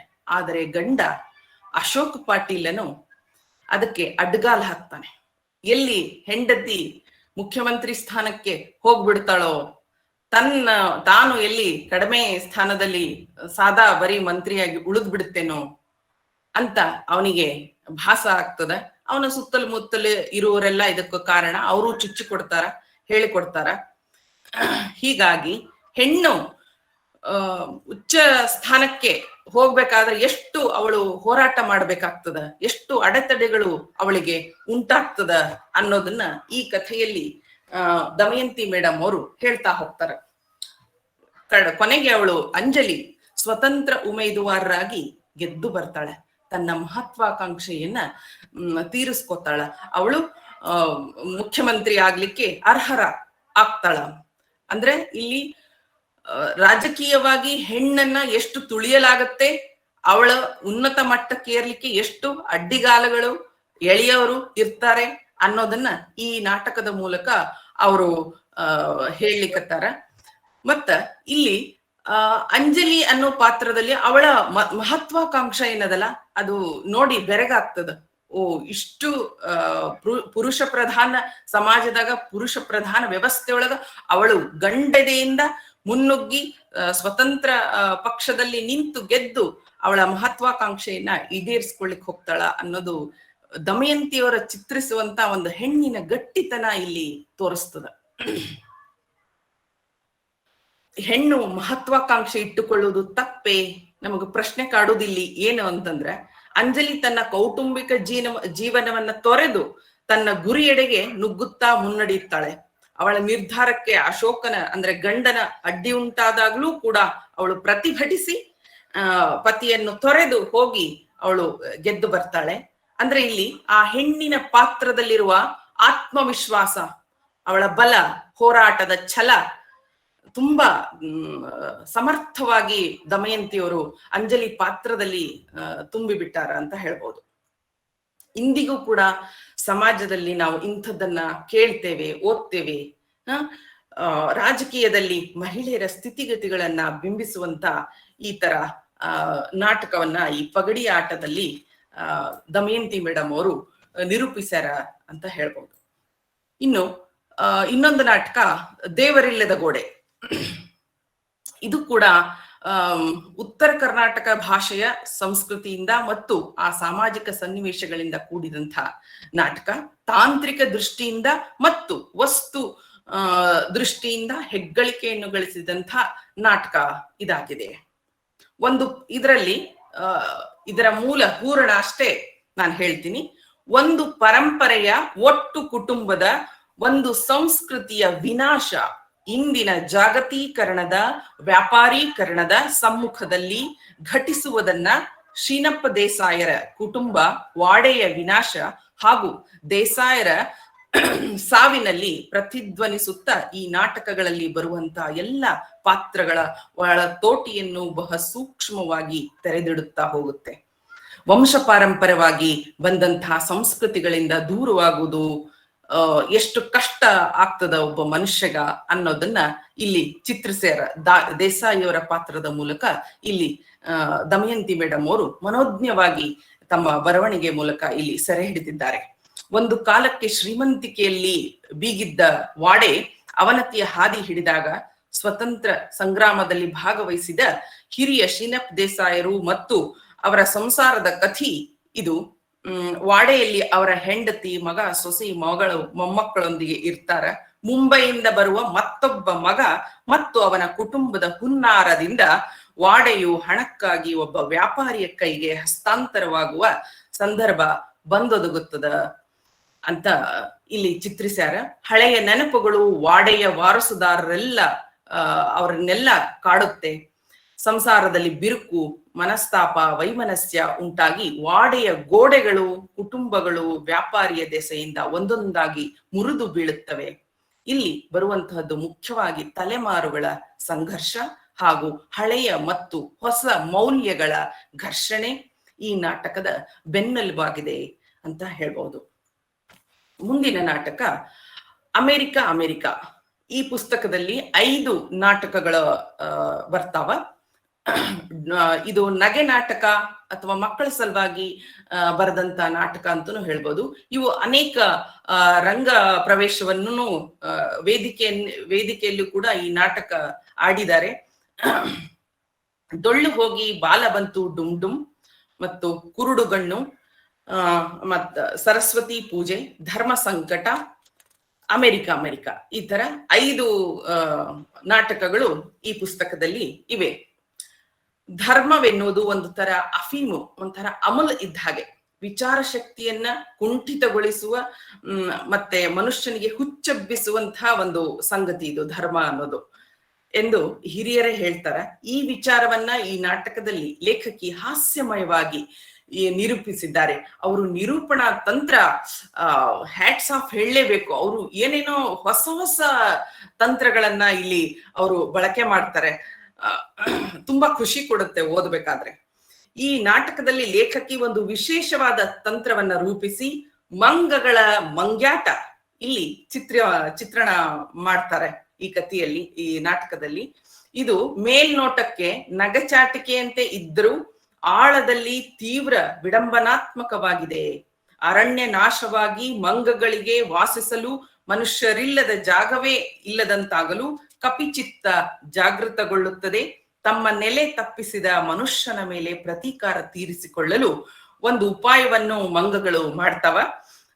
ಕಾಡಿನಲ್ಲಿ ಮಾತ್ರ ಲಭ್ಯವಿದ್ದ ವಿಶಿಷ್ಟ ಬಗೆಯ ಹಣ್ಣಿನ ಮರವೊಂದನ್ನು ತಂದು, ಇದು ನೋಡ್ರಿ ಹೆಂಗ್ ಬಳಸ್ಯಾರ ಈ ತಂತ್ರ. ವಿಶಿಷ್ಟ ಬಗೆಯ ಹಣ್ಣನ್ನ ತಂದು ವಿಧಾನಸೌಧದ ಮುಂಭಾಗದಲ್ಲಿ ಆ ಗಿಡ ನೆಟ್ಟು ಆ ಮಂಗಗಳು ಆ ಹಣ್ಣುಗಳನ್ನ ಬೆಳೆಸ್ತಾವಂತ. ಎಷ್ಟು ಅವರ ಕಲ್ಪನೆ ಎಷ್ಟು ಚೆನ್ನಾಗಿದೆ ನೋಡ್ರಿ.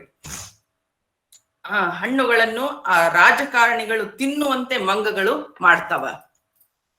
ಜಾತಿ ಧರ್ಮವನ್ನ ಕುರಿತು ಚರ್ಚೆ ನಡೆಯುತ್ತಿದ್ದಾಗ ಈ ಹಣ್ಣು ತಿಂದ ಪರಿಣಾಮವಾಗಿ ಅವರು ರಾಜಕಾರಣಿಗಳು ಅಮಲಿನಿಂದ ಧರ್ಮಾಂಧರಾಗಿ ಕಾದಾಡುತ್ತಾರೆ. ಹಣ್ಣು ತಿಂದು ಅದರ ಪ್ರಭಾವಕ್ಕೆ ಒಳಗಾಗಿ ಅವರು ಒಂದು ಗುಂಪಿನ ರಾಜಕಾರಣಿಗಳ ಗುಂಪು ಮಸೀದಿ ಕೆಡವಿ ಮಂದಿರ ಕಟ್ತವೆ, ಇನ್ನೊಂದು ಮಂದಿರ ಕೆಡವಿ ಮಸೀದಿ ಕಟ್ತಾರೆ, ಮಂದಿರ ಕೆಡವಿ ಬೌದ್ಧ ವಿಹಾರವನ್ನ ಕಟ್ತಾರ. ಹೀಗೆ ಮಾಡ್ತಾ ಮಾಡ್ತಾ ಅವರು ಇನ್ನೊಂದು ಲಂಬಾಣಿಗಳು ಮತ್ತು ಅವರ ದೇವರ ಗುಡಿ ಕಟ್ಟಿದಾಗ ಅವರನ್ನು ಅಡ್ಡಿಪಡಿಸಿದ ಆದಿವಾಸಿಗಳೊಂದಿಗೆ ಹೋರಾಡಿ ಎಲ್ಲರೂ ನಾಶವಾಗ್ತಾರೆ. ಕೊನೆಗೆ ಎಲ್ಲರೂ ನಾಶವಾಗ್ತಾರೆ. ಅಂತಿಮವಾಗಿ ಮಂಗಗಳಿಗೆ ತಮ್ಮ ಅರಣ್ಯ ದೊರಕುವಂತಾಗ್ತದ. ಇಲ್ಲಿ ನಾಟಕಕಾರ್ತಿ ದಮಯಂತಿ ಮೇಡಮ್ ಅವರು ಸಮರ್ಥವಾಗಿ ವಿಡಂಬನಾತ್ಮಕವಾಗಿ ತಂತ್ರವನ್ನ ಬಳಕೆ ಮಾಡಿರುವುದು ಲೇಖಕಿಯ ಒಂದು ಸೃಜನಶೀಲ ಪ್ರಜ್ಞೆಗೆ ಸಾಕ್ಷಿಯಾಗಿದೆ ಅಂತಾನೆ ಹೇಳಬಹುದು. ಇನ್ನೊಂದು ಕುರುಡುಗಣ್ಣು ಅಂತ ಒಂದು ಚಿಕ್ಕ ನಾಟಕ, ಮಕ್ಕಳ ನಾಟಕ. ಇಲ್ಲಿಯೂ ಕೂಡ ಅವರ ಪ್ರಕೃತಿ ಪರವಾದ ಧೋರಣೆ ಮತ್ತೆ ನಿಸರ್ಗ ಪ್ರಿಯರು ಅನ್ನೋದು ಅವರ ಬರವಣಿಗೆಯಲ್ಲಿ ಗೊತ್ತಾಗುತ್ತೆ. ಈ ಕುರುಡುಗಣ್ಣು ಓದಬೇಕಾದ್ರೆ ನಂಗೆ ನೆನಪಾಗಿದ್ದು ಚಂಪಾ ಅವರ ಇನ್ನೊಂದು ಕುಂಟ ಕುಂಟ ಕುರುವತ್ತಿ ಅನ್ನುವ ನಾಟಕನು ಸ್ವಲ್ಪ ನೆನಪಾಗ್ತದೆ. ನಿಸರ್ಗ ಪರವಾದ ಆಶಯವನ್ನ ಪ್ರತಿಪಾದಿಸುವ ಮತ್ತೊಂದು ಇದು ರಂಗಕೃತಿ. ಕಣ್ಣಿಲ್ಲದಿದ್ದರೂ ನಿಸರ್ಗ ಸೌಂದರ್ಯವನ್ನು ಕಿವಿಯ ಮೂಲಕವೇ ಸವಿಯುವ ಕುರುಡಿ ಮತ್ತು ಅವಳೊಂದಿಗೆ ಸಂವಾದ ನಡೆಸುವ ಭ್ರಮರ, ಪಾತ್ರಗಿತ್ತಿ, ಕೋಗಿಲೆಗಳು ಮಾನವನ ಸಂವೇದನಾ ರಹಿತ ಸ್ವಾರ್ಥಕ್ಕೆ ಪರ್ಯಾಯವಾಗಿ ಗೋಚರಿಸುತ್ತವೆ. ನಾವು ಮನುಷ್ಯರು ಎಷ್ಟು ಸ್ವಾರ್ಥಿಗಳಾಗಿದ್ದೇವೆ ಅಂತನ್ನೋದನ್ನ ಇಲ್ಲಿ ಈ ನಾಟಕದ ಮೂಲಕ ಚಿತ್ರಿಸಿದ್ದಾರೆ ದಮಯಂತಿಯವರು. ಶಾಲೆಗೆ, ಆಫೀಸಿಗೆ, ಹಣ ಸಂಪಾದನೆಗೆ ಧಾವಿಸುವ ನಾವು ಮಾನವರು ನಿಂತು ನೋಡಲು, ನಿಂತು ಮಾತನಾಡಲು, ಪ್ರಕೃತಿಯ ಕಡೆಗೆ ಕಣ್ಣಾಯಿಸಲು ಕೂಡ ನಮಗೆ ಸಮಯವಿಲ್ಲ. ಬರೀ ಹಣ ಸಂಪಾದನೆಯ ಭರಾಟೆಯಲ್ಲಿ, ಧಾವಂತದಲ್ಲಿ ಆರೋಗ್ಯನೂ ಕೂಡ ನಾವು ಕೆಡಿಸ್ಕೊಳ್ತಾ ಇದ್ದೀವಿ, ಅಥವಾ ವಯಸ್ಸಾಗಿರುವುದು ಸಹ ನಮ್ಮ ಅರಿವಿಗೆ ಬರ್ತಾ ಇಲ್ಲ. ಈ ನಾಟಕವನ್ನ ಓದುವಾಗ ಎಷ್ಟು ಲೇಖಕಿಗೆ ನಿಸರ್ಗದ ಕಡೆ ಗಮನ ಇದೆ, ಗಮನ ಹರಿಸ್ತಾರೆ ಅವರು. ಎಲ್ಲಾ ತಮ್ಮ ಸುತ್ತಮುತ್ತಲಿನ ವಿದ್ಯಮಾನಗಳು, ಸುತ್ತಮುತ್ತಲಿನ ಕ್ಷೇತ್ರಗಳು ಅಂತ ಗೊತ್ತಾಗುತ್ತೆ. ಲೇಖಕಿಯನ್ನ ನಾವು ಅರಿತುಕೊಳ್ಳಬಹುದು. ಈ 3 ದೃಶ್ಯಗಳ ನಾಟಕದಲ್ಲಿ ಚಿಕ್ಕ ಏಕಾಂಕವಾದ ಈ ನಾಟಕ ಸುಂದರವಾದ ಭಾವಗೀತೆಯಂತೆ ಮನಸ್ಸನ್ನ ಆವರಿಸಿ ಬಿಡುತ್ತೆ. ಈ ಕುರುಡುಗಣ್ಣು ನಾಟಕ.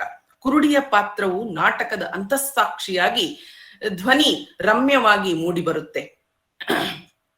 ವೈಶಿಷ್ಟ್ಯವೇನೆಂದ್ರೆ ಇಲ್ಲಿ ವಾಚ್ಯಕ್ಕಿಂತ ಸಾಂಕೇತಿಕ ನೆಲೆಯಲ್ಲಿ ಭಾಷೆಯನ್ನ ಬಳಸಿರುವುದು.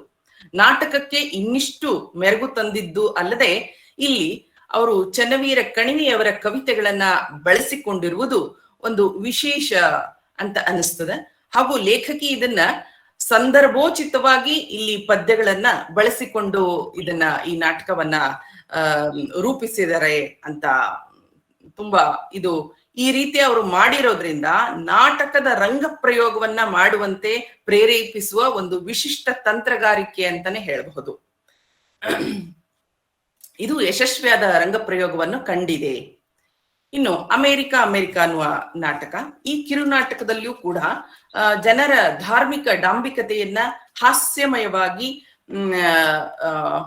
ಗೇಲಿ ಮಾಡುವಂತಹ ಒಂದು ಸಂದರ್ಭ ಇದೆ. ಅಮೆರಿಕ ಸೇರುವುದೇ ಒಂದು ಪರಮ ಗುರಿ ಅನ್ನುವಂತ ಕಾಲ ಒಂದು ಇತ್ತು 10 ವರ್ಷದ ಹಿಂದೆ, 90s ಅಲ್ಲಿ ಅನ್ಸುತ್ತೆ. ಅಮೆರಿಕ ಎಂಬ ಭೂತ ಮೆತ್ತಿಕೊಂಡಿತ್ತು ಎಲ್ಲರ ತಲೆಯಲ್ಲಿ. ಈ ಸಮಾಜದ ವರ್ತನೆಯಿಂದ ಬೇಸತ್ತ ದೇವತೆಗಳು ಕೂಡ ಅಮೆರಿಕದ ಬಗ್ಗೆ ಕುತೂಹಲ ತೋರ್ತಾರೆ.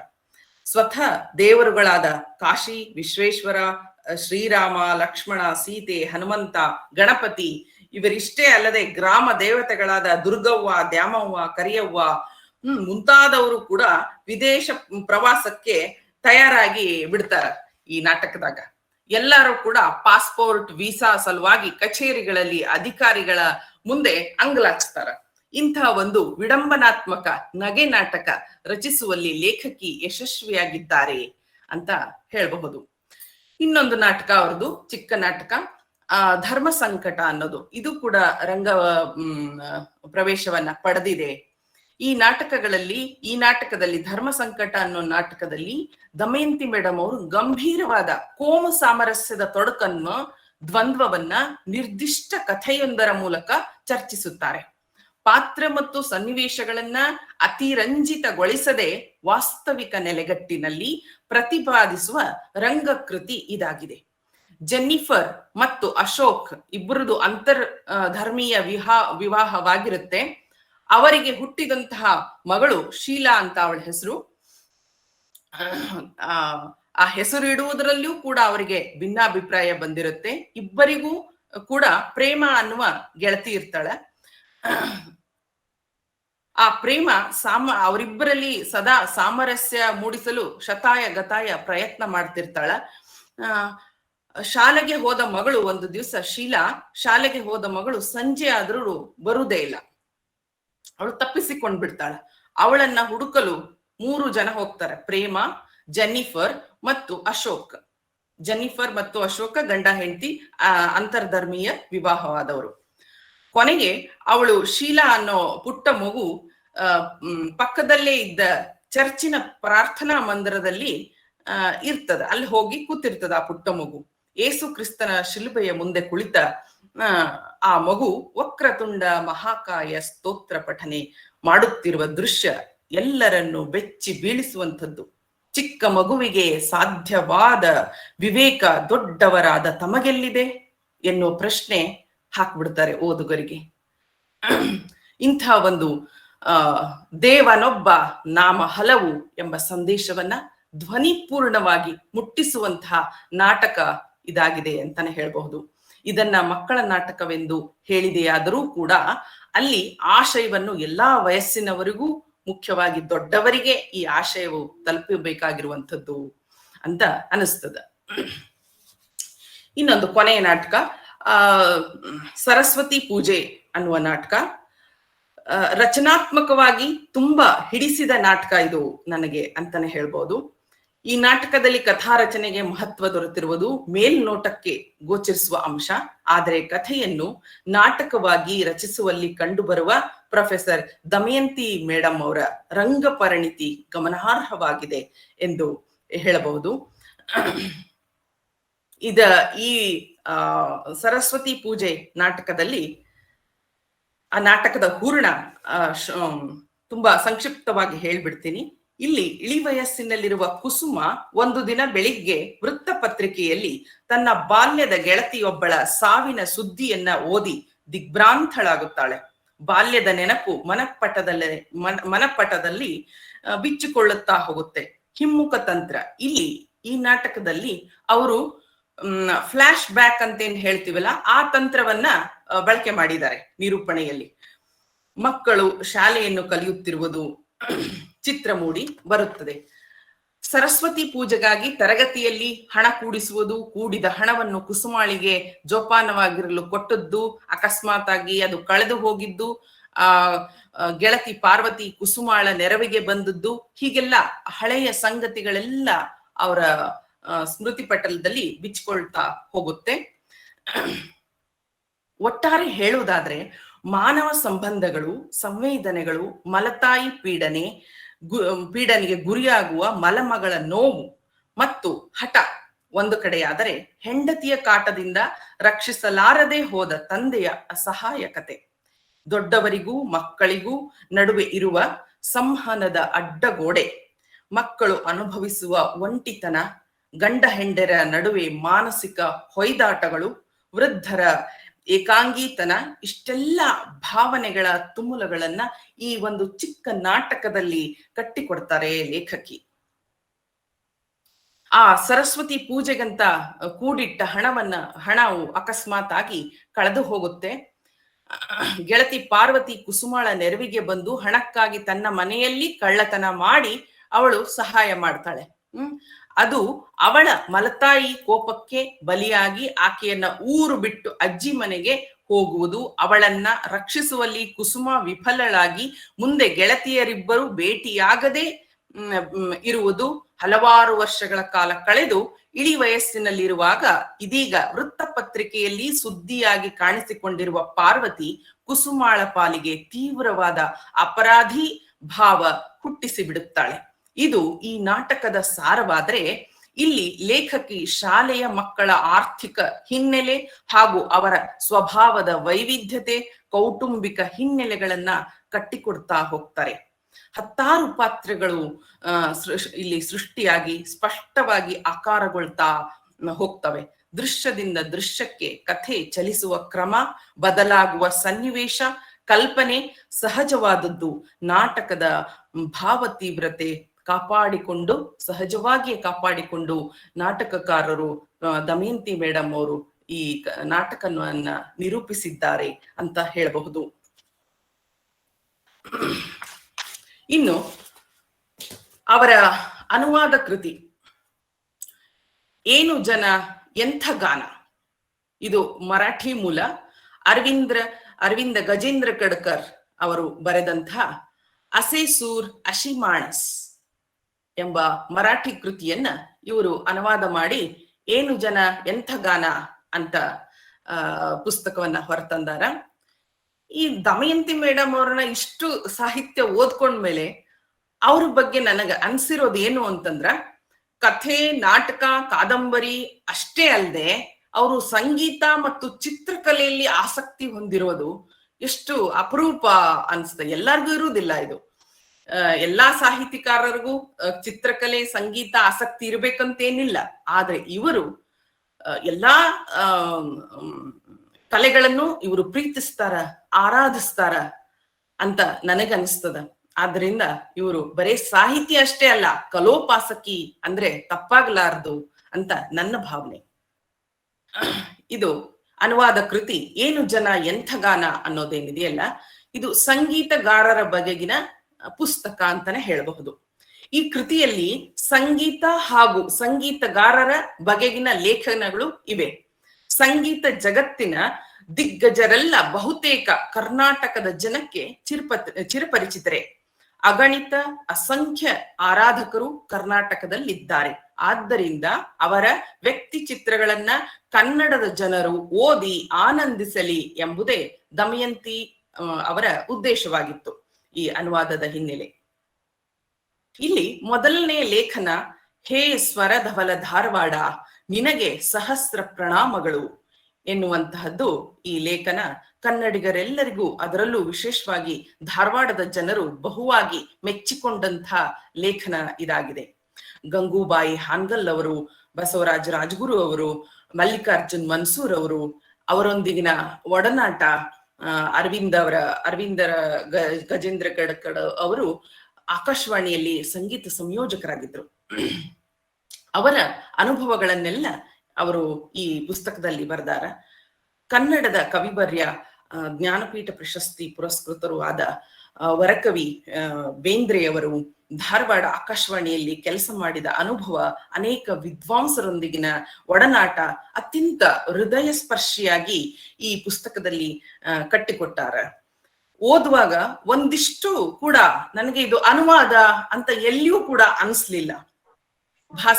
ಆತರ ಭಾಸವಾಗದಂತೆ ಒಂಥರ ಅನುಸೃಷ್ಟಿಯಾಗಿದೆ ಅಂತನೋ ಪರಿಪಕ್ವತೆಯ ಮೆಟ್ಟಿಲನ್ನ ಏರಿ ನಿಂತಿದೆ ಈ ಕೃತಿ ಅಂತಾನೆ ಹೇಳಬಹುದು. ಧಾರವಾಡದ ಜಯಬೇರಿಯನ್ನು ಕೇವಲ ಮಹಾರಾಷ್ಟ್ರದಲ್ಲಿ ಅಷ್ಟೇ ಅಲ್ಲ, ಸಮಸ್ತ ಭಾರತದಲ್ಲಿ ಮೊಳಗಿಸಿದ್ದ ಶ್ರೇಷ್ಠ ಕಲಾವಿದರನ್ನ, ಸಾಹಿತಿಗಳನ್ನ ಕೊಟ್ಟದ್ದು ಎಂದು ಪ್ರೀತಿಯಿಂದ, ಅಭಿಮಾನದಿಂದ ಧಾರವಾಡದ ನೆಲವನ್ನು ನೆನೆಸ್ತಾರ ಇಲ್ಲಿ ಲೇಖಕರು. ಮಧುರ ರಾಗ ಸಂಗೀತ ಸ್ನಿಗ್ಧ ಬೆಳದಿಂಗಳು ಅನ್ನುವ ಬರಹದಲ್ಲಿ ಸುಪ್ರಸಿದ್ಧ ಗಾಯಕಿ ಶ್ರೀಮತಿ ಕಿಶೋರಿ ಅಮೋನ್ಕರ್ ಅವರ ಕುರಿತು, ಅವರ ಸಂಗೀತ ಕಚೇರಿಗಳನ್ನ ಕುರಿತು ಅನುಭವ ಈ ಲೇಖನದಲ್ಲಿ ಮೂಡಿ ಬಂದಿದೆ. ಅವರ ಅಲೌಕಿಕ ಗಾಯಕಿ ಕೂಡ ಹೌದು. ಅವರ ದಿವ್ಯ ಗಾನವನ್ನ ಕೇಳಿ ಅನೇಕ ಬಾರಿ ಧನ್ಯತಾ ಭಾವವನ್ನ ಹೊಂದಿದ್ರು ಅಂತ ಇಲ್ಲಿ ಲೇಖನದಲ್ಲಿ ಬರೆಯಲಾಗಿದೆ. ಪದ್ಮಭೂಷಣ ಸಬ್ರಂಗ್ ಗಾಯಕ ಉಸ್ತಾದ್ ಬಡೆ ಗುಲಾಂ ಅಲಿ ಖಾನ್ ಅವರ ಲೇಖನವು ಇಲ್ಲಿದೆ. ಇಲ್ಲಿ ಖಾನ್ ಸಾಹೇಬರ ವ್ಯಕ್ತಿತ್ವ, ಸಾಧನೆ ಮತ್ತು ಅವರ ಕಾರ್ಯಕ್ರಮಗಳ ಬಗ್ಗೆ, ಹೃದಯ ಸ್ಪರ್ಶಿಯಾದ ಗಾಯನದ ಬಗ್ಗೆ ವಿವರಗಳನ್ನ ಇಲ್ಲಿ ಲೇಖಕರು ಕೊಡ್ತಾ ಹೋಗ್ತಾರೆ. ಈ ಅನುವಾದ ಇಲ್ಲಿಯೂ ಕೂಡ ಅನುವಾದ ಅನಿಸುವುದೇ ಇಲ್ಲ, ಸಹಜವಾಗಿ ಅನುಸೃಷ್ಟಿಯಾಗೆ ಮೂಡಿ ಬಂದಿದೆ ಅಂತ ಹೇಳ್ಬೋದು. ಪದ್ಮ ವಿಭೂಷಣ ಪಂಡಿತ್ ಹರಿಪ್ರಸಾದ್ ಚೌರಾಶಿಯಾ ಅವರ ಬಗ್ಗೆಯೂ ಕೂಡ ಒಂದು ಬರಹ ಇದೆ ಇಲ್ಲಿ. ಮುರಳೀಧರನ ಸಹವಾಸದಲ್ಲಿ ಅನ್ನುವ ಅಂತಹ ಶೀರ್ಷಿಕೆಯಲ್ಲಿ ಶಹನಾಯಿ ಸಾಮ್ರಾಟ್ ಉಸ್ತಾದ್ ಬಿಸ್ಮಿಲ್ಲಾ ಖಾನ್ರ ಕುರಿತಾದ ಅವರೊಂದಿಗಿನ ಸ್ವರಮಯ ಅಮೃತ ಕ್ಷಣಗಳು ಕೂಡ ಇಲ್ಲಿ ಅವರ ದಿವ್ಯ ದರ್ಶನವಾದ ಸಂಗತಿಯನ್ನು ಕೂಡ ರಸವತ್ತಾಗಿ ಈ ಪುಸ್ತಕದಲ್ಲಿ ವರ್ಣಿಸಲಾಗಿದೆ. ಸ್ವರ ಭಾಸ್ಕರ ಪಂಡಿತ ಭೀಮ್ಸೇನ್ ಜೋಶಿ ಅವರ ಕೀರ್ತಿ ಶಿಖರವನ್ನ ಮುಟ್ಟಿದವರು. ಇವರು ತೋಡಿ ರಾಗವನ್ನ ಇನ್ನಿಲ್ಲದಂತೆ ಸುಂದರವಾಗಿ ಹಾಡಬಲ್ಲ ಏಕೈಕ ಗಾಯಕ ಅಂದ್ರೆ ತಪ್ಪಾಗ್ಲಾರದು. 2 ತಂಬೂರಿಗಳ ಮಧ್ಯೆ ಕುಳಿತಿರುವ ಸಚ್ಚಿದಾನಂದ ಸ್ವರೂಪ ಅಂತ ಲೇಖಕರು ಇಲ್ಲಿ ಬಣ್ಣಿಸ್ತಾರ. ದೈವಿ ಕೃಪೆ, ಅದೊಂದು ದೈವಿ ಅನುಭವ. ಅವರ ಸ್ವರಾನುಭವ ಅಂದ್ರೆ ಒಂದು ತರ ದೈವಿ ರೂಪ ಅನುಭವವನ್ನ ಕೊಡ್ತದ ಅಂತ ಬಣ್ಣಿಸ್ತಾರ. ಇಡೀ ನಾದ ವಿಶ್ವವನ್ನೇ ಸಹಜವಾಗಿ ರೋಮಾಂಚಿತಗೊಳಿಸಬಲ್ಲ ದಿವ್ಯ ಸಾಕ್ಷಾತ್ಕಾರದ ಅನುಭವವನ್ನ ಇಲ್ಲಿ ಲೇಖಕರು ನೆನಪಿಸ್ಕೊಳ್ತಾರೆ.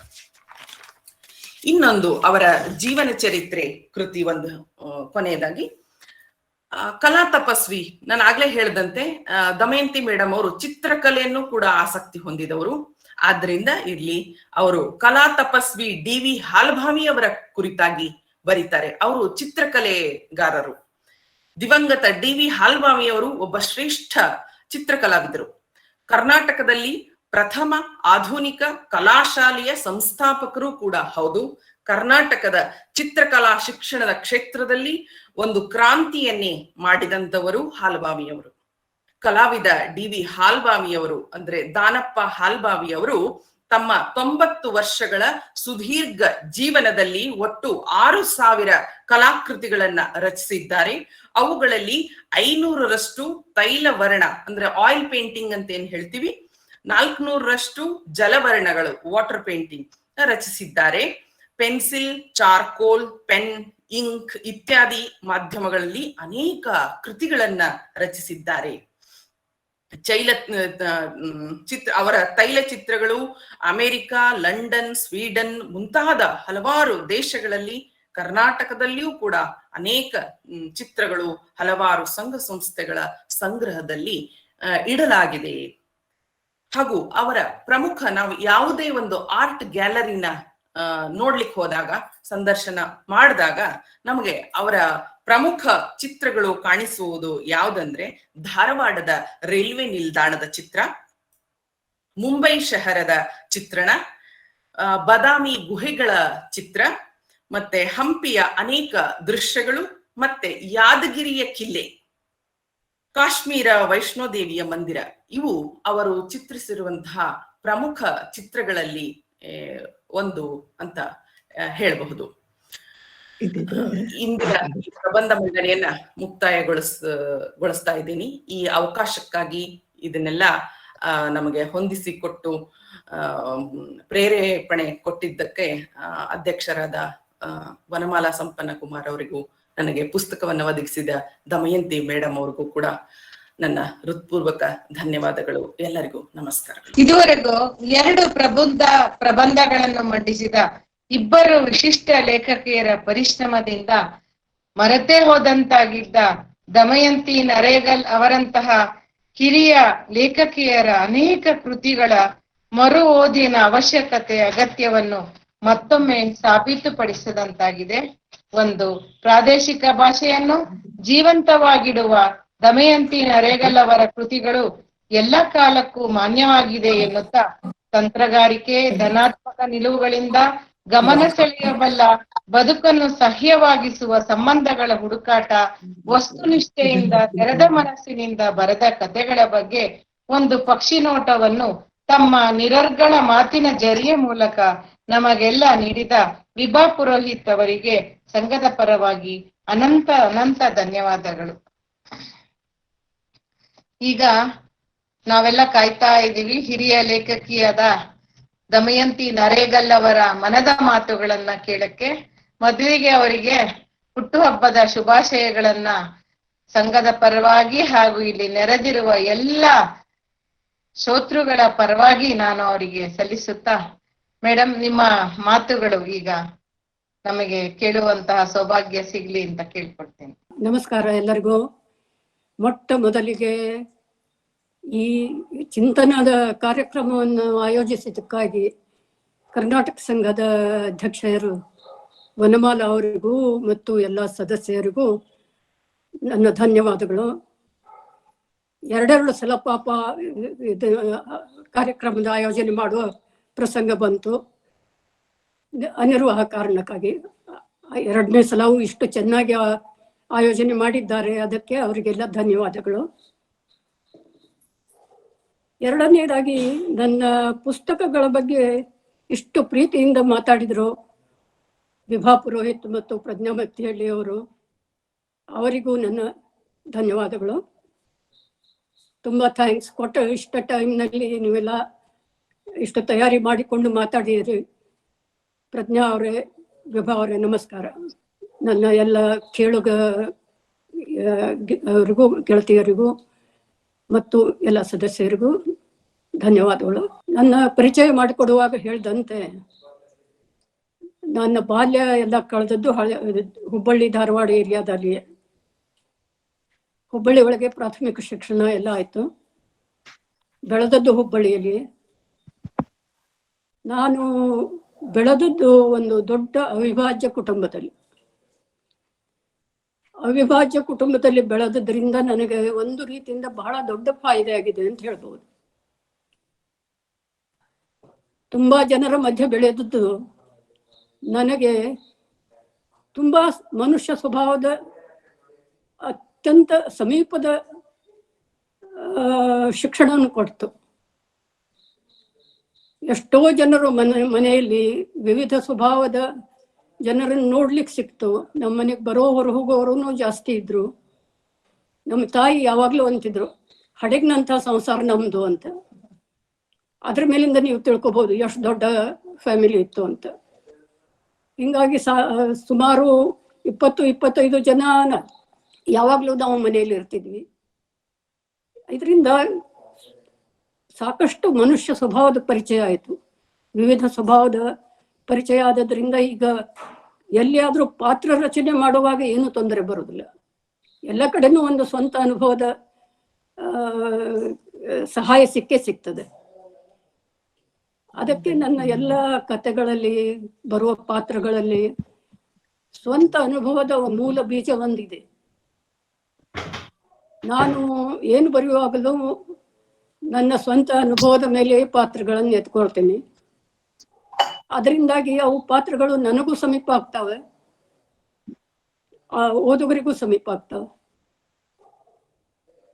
ಇದೆಲ್ಲ ಶುರುವಾದದ್ದು ಸುಮಾರು, ಅಂದ್ರೆ ನನ್ನ ಬರಹದ ಪ್ರಯತ್ನ ಶುರುವಾದದ್ದು ಸುಮಾರು ವರ್ಷಗಳ ಹಿಂದೆ ವಿದ್ಯಾರ್ಥಿ ಜೀವನದಲ್ಲಿ.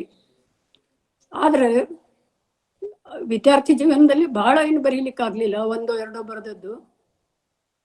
ಅದು ಹೇಗೆ ಓದುಗರು ಹೆಂಗ್ ಸ್ವೀಕಾರ ಮಾಡ್ತಾರೋ ಅದು ಖಾತ್ರಿ ಇರಲಿಲ್ಲ. ಅದರಿಂದಾಗಿ ಏನೇನೋ ಹೆಸರಿಟ್ಕೊಂಡು ಬರದೆ.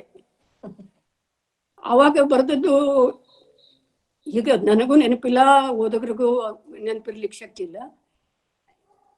ಸುಮಾರು ವಿಶ್ವವಿದ್ಯಾಲಯದ ಅಭ್ಯಾಸ ಆಗೋ ತನಕ ಇಲ್ಲಿ ಹುಬ್ಬಳ್ಳಿ ಧಾರವಾಡದಲ್ಲಿ ಇದ್ದೆ, ಆಗೀಗ ಬರೀತಿದ್ದೆ. ಆದರೆ ಒಮ್ಮೆ ಮದುವೆಯಾಗಿ ಮುಂಬೈಗೆ ಹೋದ್ಮೇಲೆ, ಅದು ಒಂದು ನೌಕರಿ ಅಂತ ಮಾಡ್ಲಿಕ್ಕೆ ಹತ್ತಿದ ಮೇಲೆ ಬರೆಯೋದೇ ಅಸಾಧ್ಯ ಆಯ್ತು. ಬರಹ ಪೂರ್ತಿ ಮೂಲೆ ಗುಂಪಾತು. ಮುಂಬೈ ಜೀವನದೊಳಗೆ ಸೆಟಲ್ ಆಗೋ ತಳಮಳ, ಮುಂಬೈ ಜೀವನದ ಗಡಿಬಿಡಿ, ಮನೆ ಕೆಲಸ, ನೌಕರಿ ಎಲ್ಲ ಸಂಭಾಳಿಸ್ಕೊಂಡು ಬರೆಯುವ ಸಾಹಸ ಮಾಡ್ಲಿಕ್ಕೆ ಆಗಲೇ ಇಲ್ಲ. ಆಗೀಗ ಬರೀಬೇಕು ಅಂತ ಪ್ರಯತ್ನಿಸಿದ್ರು ಒಂದು 4 ಪೇಜ್ ಬರೆದಿದ್ದು ಅದು ಎಲ್ಲೋ ಮೂಲೆ ಒಳಗೆ ಉಳಿಯುತ್ತಿತ್ತು. ಅದರಿಂದಾಗಿ ನಾ ಸುಮಾರು ವರ್ಷ ಬರೆಯೋದೇ ಬಿಟ್ಬಿಟ್ಟಿದ್ದೆ. ಆಮೇಲೆ ಸುಮಾರು ವರ್ಷದ ಮೇಲೆ ನೌಕರಿ ಬಿಟ್ಟ ಮೇಲೆ ಬರೆಯೋದನ್ನು ಚಾಲು ಮಾಡಿದೆ. ಆದರೂ ಅವನು ಪಬ್ಲಿಷ್ ಮಾಡಲಿಲ್ಲ. ಅವಾಗ ಬರೆದು ಇಟ್ಟಿದ್ದೆ. ಧಾರವಾಡಕ್ಕೆ ಬಂದ ಮೇಲೆಲ್ಲ ಪ್ರಕಟ ಮಾಡೋ ಸಾಹಸಕ್ಕೆ ಬಿದ್ದದ್ದು. ಮೊದಲ ಕಥಾ ಸಂಗ್ರಹ ಕಥೆಯಾದಳು ಅಜ್ಜಿ ಮನೋಹರ ಗ್ರಂಥಮಾಲೆಯವರು ಮಾಡಿದ್ರು. ಯಾವಾಗ ಅವರು ಸ್ವೀಕಾರ ಮಾಡಿ ಪಬ್ಲಿಷ್ ಮಾಡಿದ್ರು, ಒಂದು 4 ಜನ ಚಲೋ ಅದ ಅಂದ್ರು. ಆಮೇಲೆ ನನಗೂ ಧೈರ್ಯ ಬಂತು. ಹಿಂದೆ ಬರೆದದ್ದೆಲ್ಲ ಪಬ್ಲಿಷ್ ಮಾಡಲಿಕ್ಕೆ ಆವಾಗ ಹೊರಗೆ ತೆಗೆದೆ. ಅವೆಲ್ಲ ಕಥೆಗಳು, ಕಾದಂಬರಿಗಳನ್ನು ಬರಿಬೇಕು ಅನ್ನೋ ಉದ್ದೇಶನೇ ಇದ್ದಿದ್ದಿಲ್ಲ. ಸಣ್ಣ ಕಥೆಗಳೇ ನನ್ನ ಪ್ರಿಯ ಮೀಡಿಯಂ, ಕರೆ ಅಂದರೆ ಪ್ರಿಯ ಮಾಧ್ಯಮ. ಆದರೆ ಇಲ್ಲಿ ಬಂದ ಮೇಲೆ ಇಲ್ಲಿ ಧಾರವಾಡದ ಶಾಂತ ಜೀವನ, ವಿಶ್ರಾಂತ ಜೀವನ, ಇದರಲ್ಲಿ ಕಾದಂಬರಿಗಳನ್ನು ಯಾಕೆ ಪ್ರಯತ್ನಿಸಬಾರದು ಅಂತ ಒಂದು ವಿಚಾರ ಬಂತು. ಶುರು ಮಾಡಿದೆ. ಕಾದಂಬರಿಗಳನ್ನು ಬರೆಯುವಾಗ ಸಾಕಷ್ಟು ಹಿನ್ನೆಲೆ ಎಲ್ಲ ಅಭ್ಯಾಸ ಮಾಡಬೇಕಾಗ್ತದೆ, ಸಾಕಷ್ಟು ಅದ್ರ ಹಿಂದೆ ಬಿದ್ದು ವಿಚಾರ ಮಾಡಬೇಕಾಗ್ತದೆ. ಸುಮಾರು ಒಂದು ಕಾದಂಬರಿ ಬರೀಲಿಕ್ಕೆ ಶುರು ಮಾಡಿದ್ಮೇಲೆ 4-6 ತಿಂಗಳೊಳಗೆ ಮುಗಿಸ್ಬೋದು. ಶುರು ಮಾಡಲಿಕ್ಕೆ ಮೊದಲೇ ವರ್ಷಾನುಗಟ್ಲೆ ಅಭ್ಯಾಸ ಮಾಡಬೇಕಾಗ್ತದೆ. ಅದಕ್ಕೆ ಸ್ವಲ್ಪ ಪೂರ್ತಿ ಟೈಮ್ ಶಾಂತ ಮನಸ್ಸಿನಿಂದ ಡಿವೋಟ್ ಮಾಡಬೇಕಾಗ್ತದೆ. ಅದೆಲ್ಲ ಇಲ್ಲಿಗೆ ಬಂದ ಮೇಲೆ ಶಕ್ಯ ಆಯ್ತು. ಚಾಲು ಮಾಡಿದ್ಮೇಲೆ ಫಸ್ಟ್ ನಾವೆಲ್ಲು ಹನುಮಾಕ್ಷಿ ಗೋಗಿ ಅವರು ಪ್ರಕಟಿಸಿದ್ರು. ಅದಕ್ಕಿಂತ ಮೊದಲೇ ನನಗೆ ಈ ಯಯಾತಿ ಪ್ರಸಂಗಕ್ಕೆ ಅವಾರ್ಡ್ ಬಂದಾಗ ಅವರೇ ಯಯಾತಿ ಪ್ರಸಂಗವನ್ನು ಪ್ರಕಟಿಸಿದರು. ಯಯಾತಿ ಪ್ರಸಂಗ ಹೀಗಾಗಿ ಮೊದಲು ಪ್ರಕಟಿತ ಕಾದಂಬರಿ ನಂದು. ಎರಡನೆಯದು ಕಲ್ಲು ಖಣಿಯಾಗು ಕರ್ಕಿ ಬೆರಾಗು. ಇವೆಲ್ಲ ಕಾದಂಬರಿಗಳನ್ನು ಬರೆಯುವಾಗ ನಾನು ಆದಷ್ಟು ಯಾವ ಪಾತ್ರಗಳ ರೂಪ, ಗುಣ ಇವುಗಳ ಬಗ್ಗೆ ವರ್ಣನೆ ಮಾಡಲು ಹೋಗೋದಿಲ್ಲ. ಅದನ್ನೆಲ್ಲ ನಾನು ಓದುಗರ ಕಲ್ಪನೆಯ ಮೇಲೆ ಬಿಟ್ಕೊಡ್ತೇನೆ. ನನಗನ್ನಿಸ್ತದೆ ನಾವೇ ಈ ಪಾತ್ರಗಳು ಹೀಗಿದ್ವು, ಹಾಗಿದ್ವು, ಅವರ ಗುಣ ಹಾಗಿತ್ತು, ಅವ್ರ ರೂಪ ಹಾಗಿತ್ತು, ಅದನ್ನು ನಾವೇ ಯಾಕೆ ಡಿಸೈಡ್ ಮಾಡಿ ಹೇಳಬೇಕು? ಅವರ ವರ್ತನೆಯ ಮೇಲಿಂದ ಪ್ರತಿಯೊಬ್ಬ ಓದುಗನಿಗೂ ಒಂದು ಚಿತ್ರ ನಿರ್ಮಾಣ ಆಗೇ ಆಗ್ತದೆ. ಅವರವರ ಪರಿಚಯದಲ್ಲಿ ಅಂಥ ಜನ ಬಂದಿರ್ತಾರೆ. ಅದನ್ನು ನಾನು ಓದುಗರ ಮೇಲೆ ಬಿಟ್ಟುಕೊಟ್ರೆ ಒಳ್ಳೆಯದು ಅಂತ ಮೊದಲು 1-2 ಕಾದಂಬರಿಗಳಲ್ಲಿ ಪ್ರಯತ್ನ ಮಾಡಿದೆ. ಅದು ಸಫಲ ಆಯ್ತು ಅನಿಸ್ತು. ಇದರಿಂದಾಗಿ ಅವರೇ ಚಿತ್ರಿಸಿಕೊಂಡ ಪಾತ್ರಗಳು ವರ್ಣನೆ, ಸ್ವಭಾವ ವರ್ಣನೆ ಏನು ಬೇಕಾಗಿಲ್ಲ. ಅವರ ವರ್ತನೆಗಳ ಮೇಲೆ ಸ್ವಭಾವನೂ ತಿಳಿಯುತ್ತದೆ. ಆ ಕಾದಂಬರಿಗಳ ಪಾತ್ರಗಳು ಅವ್ರದ್ದೇ ಪಾತ್ರ ಆಗ್ತಿದ್ವು, ಅವರಿಗೆ ಸಮೀಪದವರಾಗ್ತಿದ್ರು. ನನ್ನ ಎಷ್ಟೋ ಓದುಗರು ನನಗೆ ಹೇಳಿದರು, ಯಾಕೆ ಗೊತ್ತಿಲ್ಲ, ನಿಮ್ಮ ಕಾದಂಬರಿ ಓದುವಾಗ ನಾವು ಅವ್ರ ನಡು ಕೂತ್ಕೊಂಡಿವೆ ಅನ್ನಿಸ್ತದ ಅಂತ. ನನ್ನ ಸುತ್ತಮುತ್ತಲೇ ಆಕ್ಷನ್ ನಡೆದ ಅನ್ನಿಸ್ತದ. ಇದನ್ನ ಇರಬಹುದು. ಅದೇ ಇದನ್ನ ಇಟ್ಕೊಂಡು 5 ಕಾದಂಬರಿಗಳನ್ನು ಹಾಗೆ ಬರೆದಿದ್ದೇನೆ. ಯಾವಾಗಲೂ ಫಸ್ಟ್ ಪರ್ಸನ್ನಲ್ಲೇ ಬರೆದಿದ್ದೇನೆ. ಓದುಗರು ಬಹಳ ಪ್ರೀತಿಯಿಂದ ಸ್ವೀಕರಿಸಿದ್ದಾರೆ. ನಮ್ಮ 5 ಕಾದಂಬರಿಗಳು ಇವರು ಪ್ರಜ್ಞಾ ಮತ್ತಿಹಳ್ಳಿ ಅವರು ಹೇಳಿದಂತೆ ಒಂದಿಲ್ಲೊಂದು ಅವಾರ್ಡ್ ಬಂದಿದೆ. ಕಡೆಯ ಕಾದಂಬರಿ ನಾನು ತಾಯಿಗೆ ಬಂದಿಲ್ಲ, ಉಳಿದ 4 ಕಾದಂಬರಿಗಳಿಗೆ ಬಂದವೆ. ಓದುಗರು ಬಹಳ ಪ್ರೀತಿಯಿಂದ ಸ್ವೀಕಾರ ಮಾಡಿದ್ದಾರೆ. ಈಗ ನೀವೆಲ್ಲ ಇಷ್ಟು ಪ್ರಯತ್ನ ಮಾಡಿ ಆ ಬಗ್ಗೆ ಒಂದು ವಿಚಾರ ಮಂಥನವನ್ನು ಆಯೋಜನೆ ಮಾಡಿದ್ದೀರಿ. ಎಲ್ಲರಿಗೂ ತುಂಬಾ ಧನ್ಯವಾದಗಳು. ನಮಸ್ಕಾರ. ನಿಮ್ಮನ್ನ ನೋಡಿದ್ದು ವೆಬಿನಾರ್ ಮೂಲಕ ಆದ್ರೂ ಎಲ್ರಿಗೂ ಬಹಳ ಖುಷಿ ಆಯ್ತು. ನಿಮ್ಮ ಜೀವನ ದರ್ಶನವೇ ಮೂರ್ತಿವೆತ್ತಂತೆ ರಚಿತವಾಗಿರುವ ನಿಮ್ಮ ಎಲ್ಲ ಕೃತಿಗಳು ಇಂದಿನ ಓದುಗರಿಗೆ ಸ್ಫೂರ್ತಿಯಾಗಲಿ ಎಂದು ಆಶಿಸುತ್ತಾ, ನಿಮ್ಮಿಂದ ಮತ್ತಷ್ಟು ಸಾಹಿತ್ಯ ರಚನೆ ನಿರಂತರವಾಗಿ ಸಾಗಲಿ ಎಂದು ನಿಮ್ಮ ಈ ಜನ್ಮ ದಿನದ ಶುಭಾಶಯಗಳೊಂದಿಗೆ ನಾವೆಲ್ಲ ಹಾರೈಸ್ತಾ ಇದ್ದೀವಿ. ನಮಸ್ಕಾರ. ಈಗ ಅಧ್ಯಕ್ಷರ ಭಾಷಣ ನಂತರ ಸಮಯವಿದ್ದರೆ ಯಾರಾದ್ರೂ ಪ್ರಶ್ನೆಗಳನ್ನ ಒಂದಿಬ್ರಿಗೆ ಕೇಳಬಹುದು. ಎಲ್ರಿಗೂ ಮತ್ತೊಮ್ಮೆ ನಮಸ್ಕಾರಗಳು.